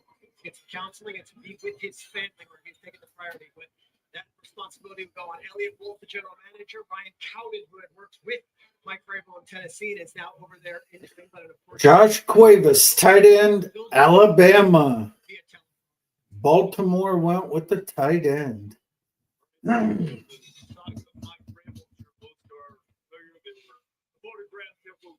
Publicly of Vrabel with a reporter who covered him, a guy at a receiving. There have been statements issued and so forth. And it led to a bit of trauma that has developed the great opposition for the great states. The states made a pick a moment ago, and second of a pair of brothers to go from Ohio State, and the faster of the two Styles brother, Lorenzo Styles Jr., who is the older brother, Sonny Styles, who went to the Commanders, goes to the Saints. Now 4.27 feet. Oh, wow. Sonny Styles' brother.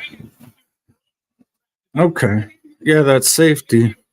He is a playmaker. The best part about Lorenzo Styles, he began his college career at Notre Dame as a wide receiver. With the persistent growth, we saw that especially during the 2025 season. Wow, that safety that the Saints got ran a 4.27.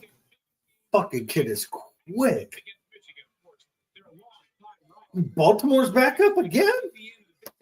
Didn't they just make a pick? They took a tight end.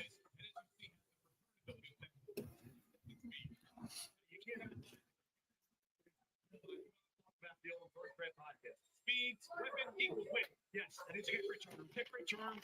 We're basically eliminated in the football. They're back. And there have been team football games in the NFL. Lose every week. You know, kick return out to the 45-50, getting plus territory. You got a chance to points on the board quickly. Change the complexion of the football game. He can help out in that regard. Look how much faster that football team looks just right there with those got London screens. The skilled position players right there are game breakers. They got 3 guys sitting right there that can win a game on one play, and that's what every coach is after. We've been saying it for the past 3 days. The Saints deliver as far as their front office is concerned. Those Styles.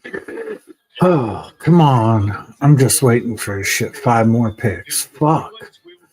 Why are these teams running these clocks all the way down? This is fucking crazy. Prevents weeds for up to 4 months. So it keeps working and I relax? What's the point? Does this stuff work for 4 months? Just gonna go to the store now. There you go. Kill and prevent weeds for up to 4 months with Roundup Dual Action. Roundup. This stuff.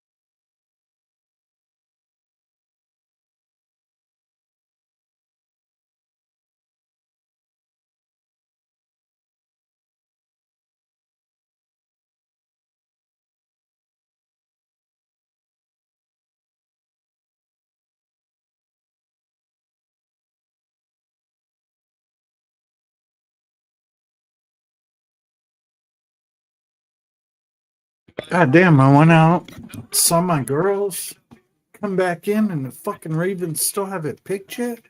Jesus fucking Christ, Joe. This is a fucking fifth round. If teams run the fucking clock down, you should automatically take their goddamn pick. So Ravens went with a running back. They came back in the second half on the back of Adam Randall and his toughness running between the tackles and ripping off big runs just like that. You'll see it here between the tackles, 230-something pounds. When he keeps his pads down and gets his feet close to the ground, this dude is a load. He's still learning the position, but that big physical body type, that's something obviously the Ravens like. They've shown the history of liking a running back. He'll fit in nicely there, see if they can develop. Got a big physical body type to learn from. Now they live, that's right. Hey, they might have the biggest running back room in the National Football League now. I mean, two guys who come out looking like tight ends. I'm just going to go, wait a minute, you guys run the football? Adam Randall looks the part. Derrick Henry, Adam Randall, Florida baby challenge. Steelers trying to challenge. All right, Raiders pick. Hurry the fuck up, people. Hurry up. Hurry up. Fuck. Wow, Zane Durant's the DT's still on the board. I figured he'd be gone by now.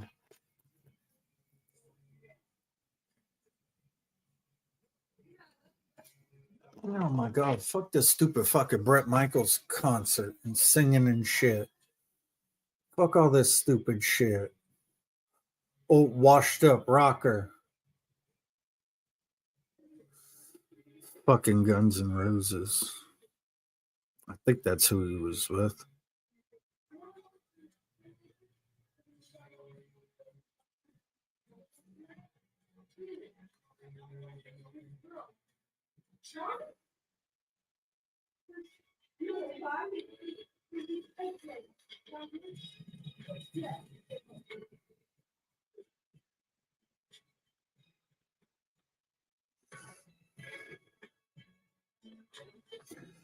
Yeah, I hope the Niners end with a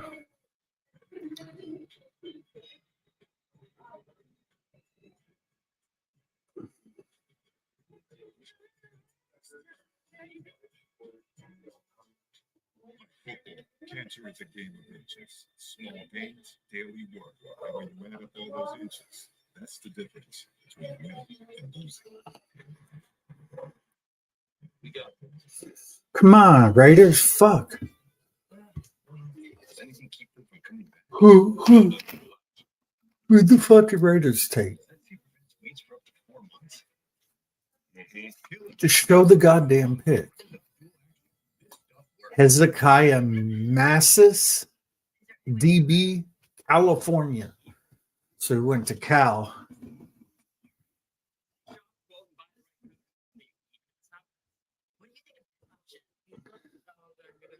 Maybe I just told him that you're interested.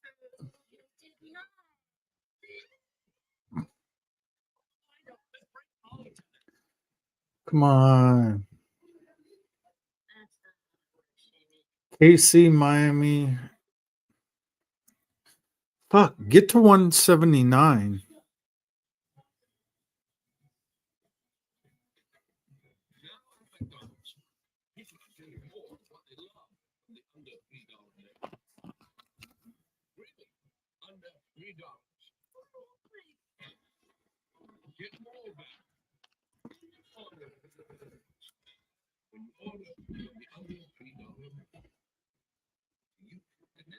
We know that the right undercarriage can stop safety issues before they start. Go further with complete repairs and thrill your business. From brakes to suspension and chassis parts, keep undercar under control with an Lunch with the family just got way easier. With free and biggie deals to choose from, everyone can get what they want. Hurry the fuck up, Niners. Or not Niners, but draft. Hurry up. Thank you both for coming in. I'm a bit worried about Doug Jr. I know how important Liberty Mutual is to your family. Yeah, I want Michael Trigg this last pick. Michael Trigg. Will Doug Jr. keep writing The tight end out of Baylor. wasn't my favorite tight end in this class, but I think he's the best tight end left. And Their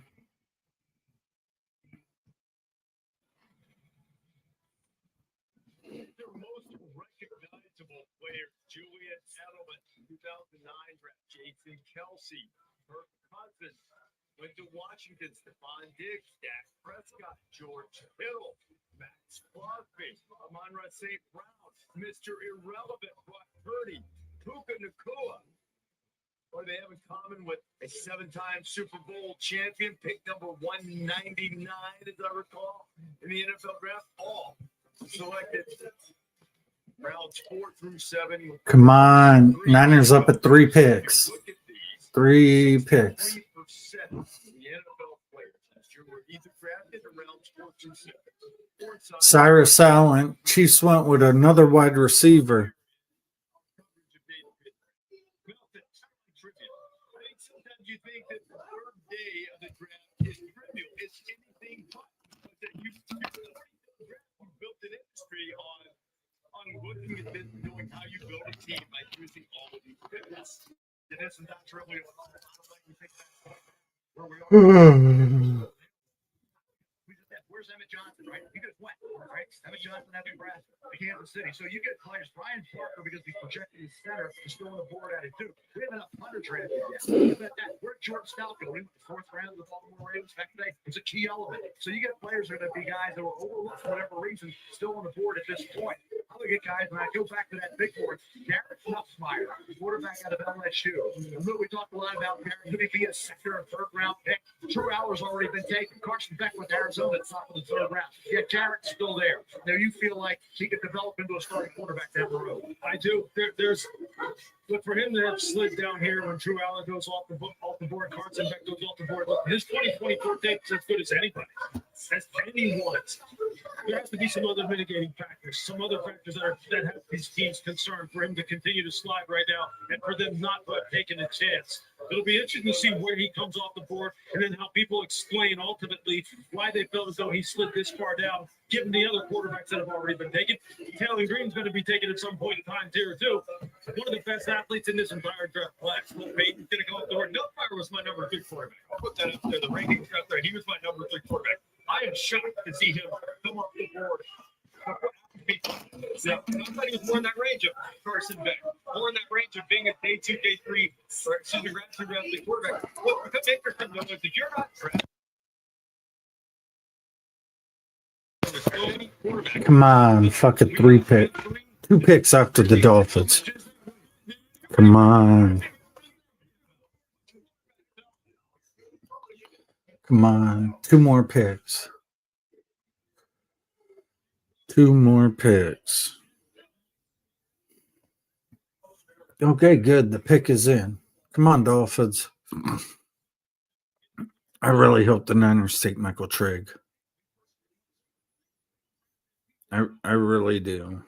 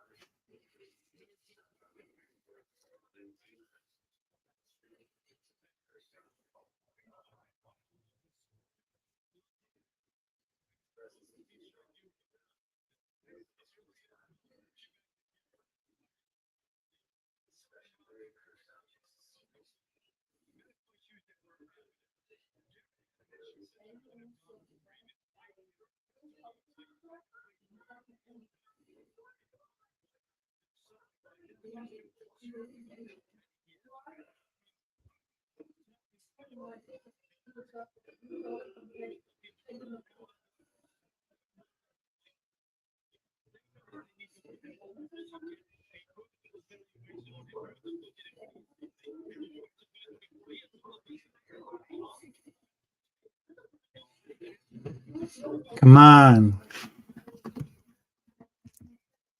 Hurry the fuck up.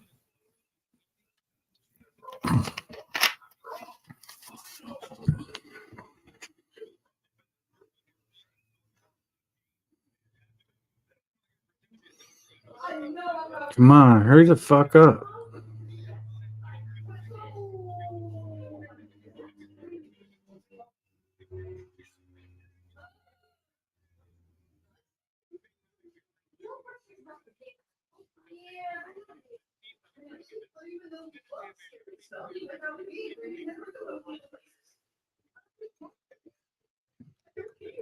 Jesus Christ. Oh, Kevin Coleman Jr., wide receiver, Missouri. Yeah, Dolphins are loading up on fucking offensive players, especially wide receivers, since they don't have none. So all these wide receiver picks make sense. Sorry if I yawned. I just haven't slept today. Woke up super early for this, so the fuck is as slow as they're fucking going. This will hit 4 hours by the time I get off here, which is fine. I do the day 3 like this every year. So this is like my 4th or 5th year in a row doing this. I don't mind it. I love it because I love football so fucking much that, I watch a draft. It's fucking crazy.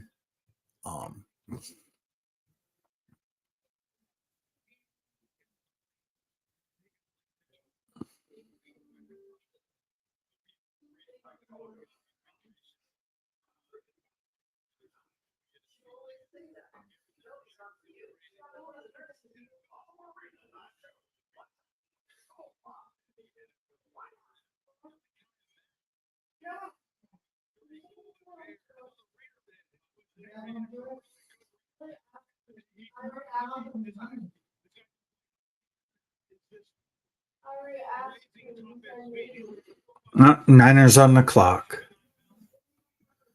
Niners on the clock. Who the Eagles get? Who the Eagles get?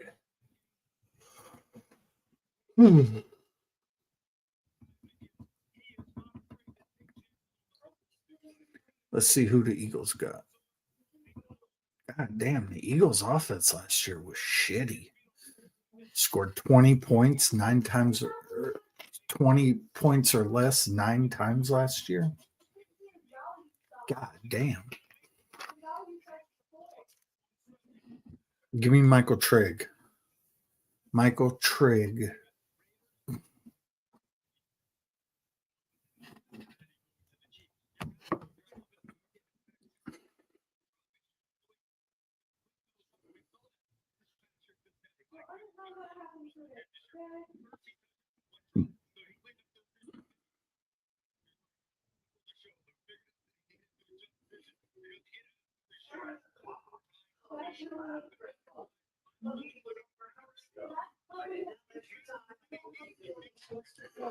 Come on, fuck. Show the Eagles pick. Jesus fucking Christ.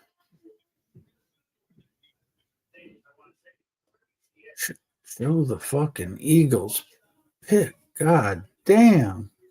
Can you take Peyton to the store?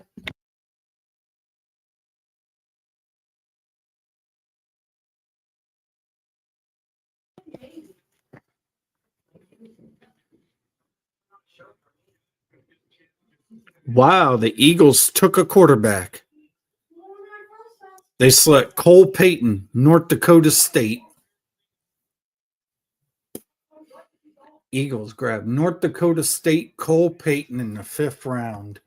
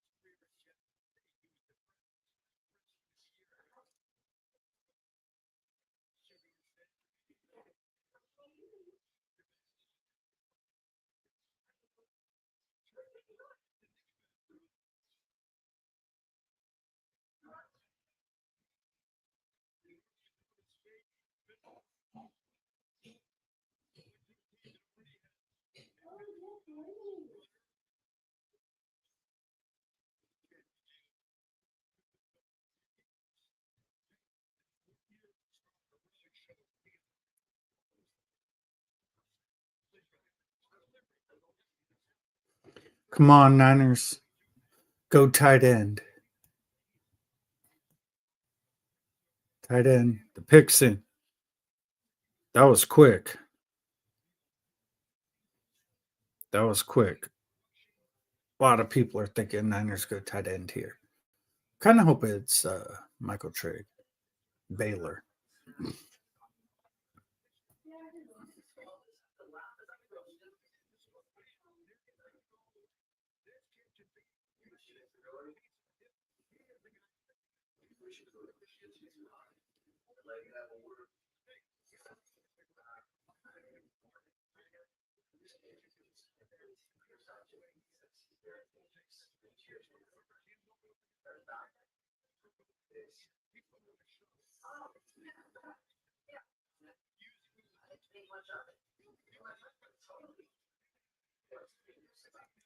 Jane Duggar. Okay, you're showing all our picks. Fuck that. Just show me the pick we made right now.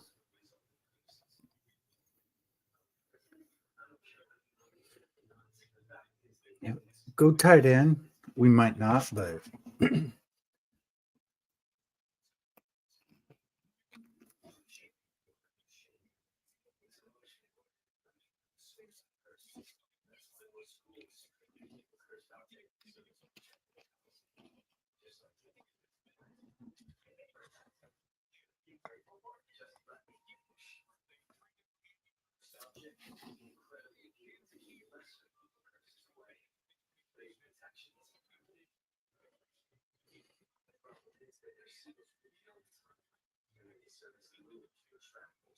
okay, we went with an OL.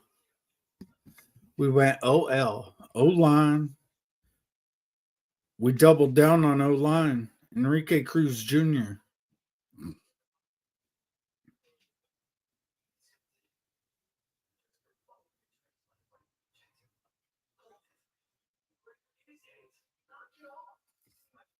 Okay, here we go.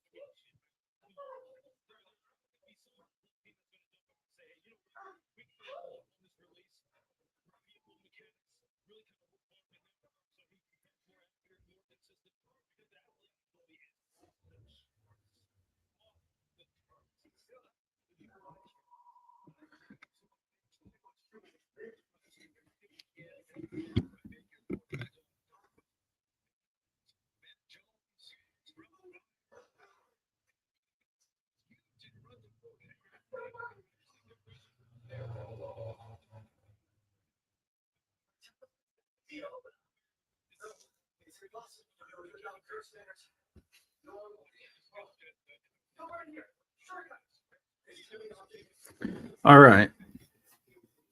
So the Niners end with a offensive lineman,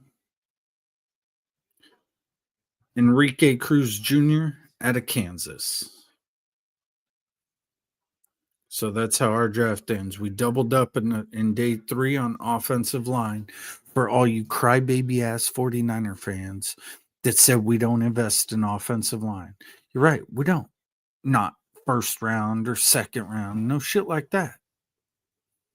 So we got 1 in the 4th and 1 in the 5th, or 2 in the 5th, something like that. So, but that's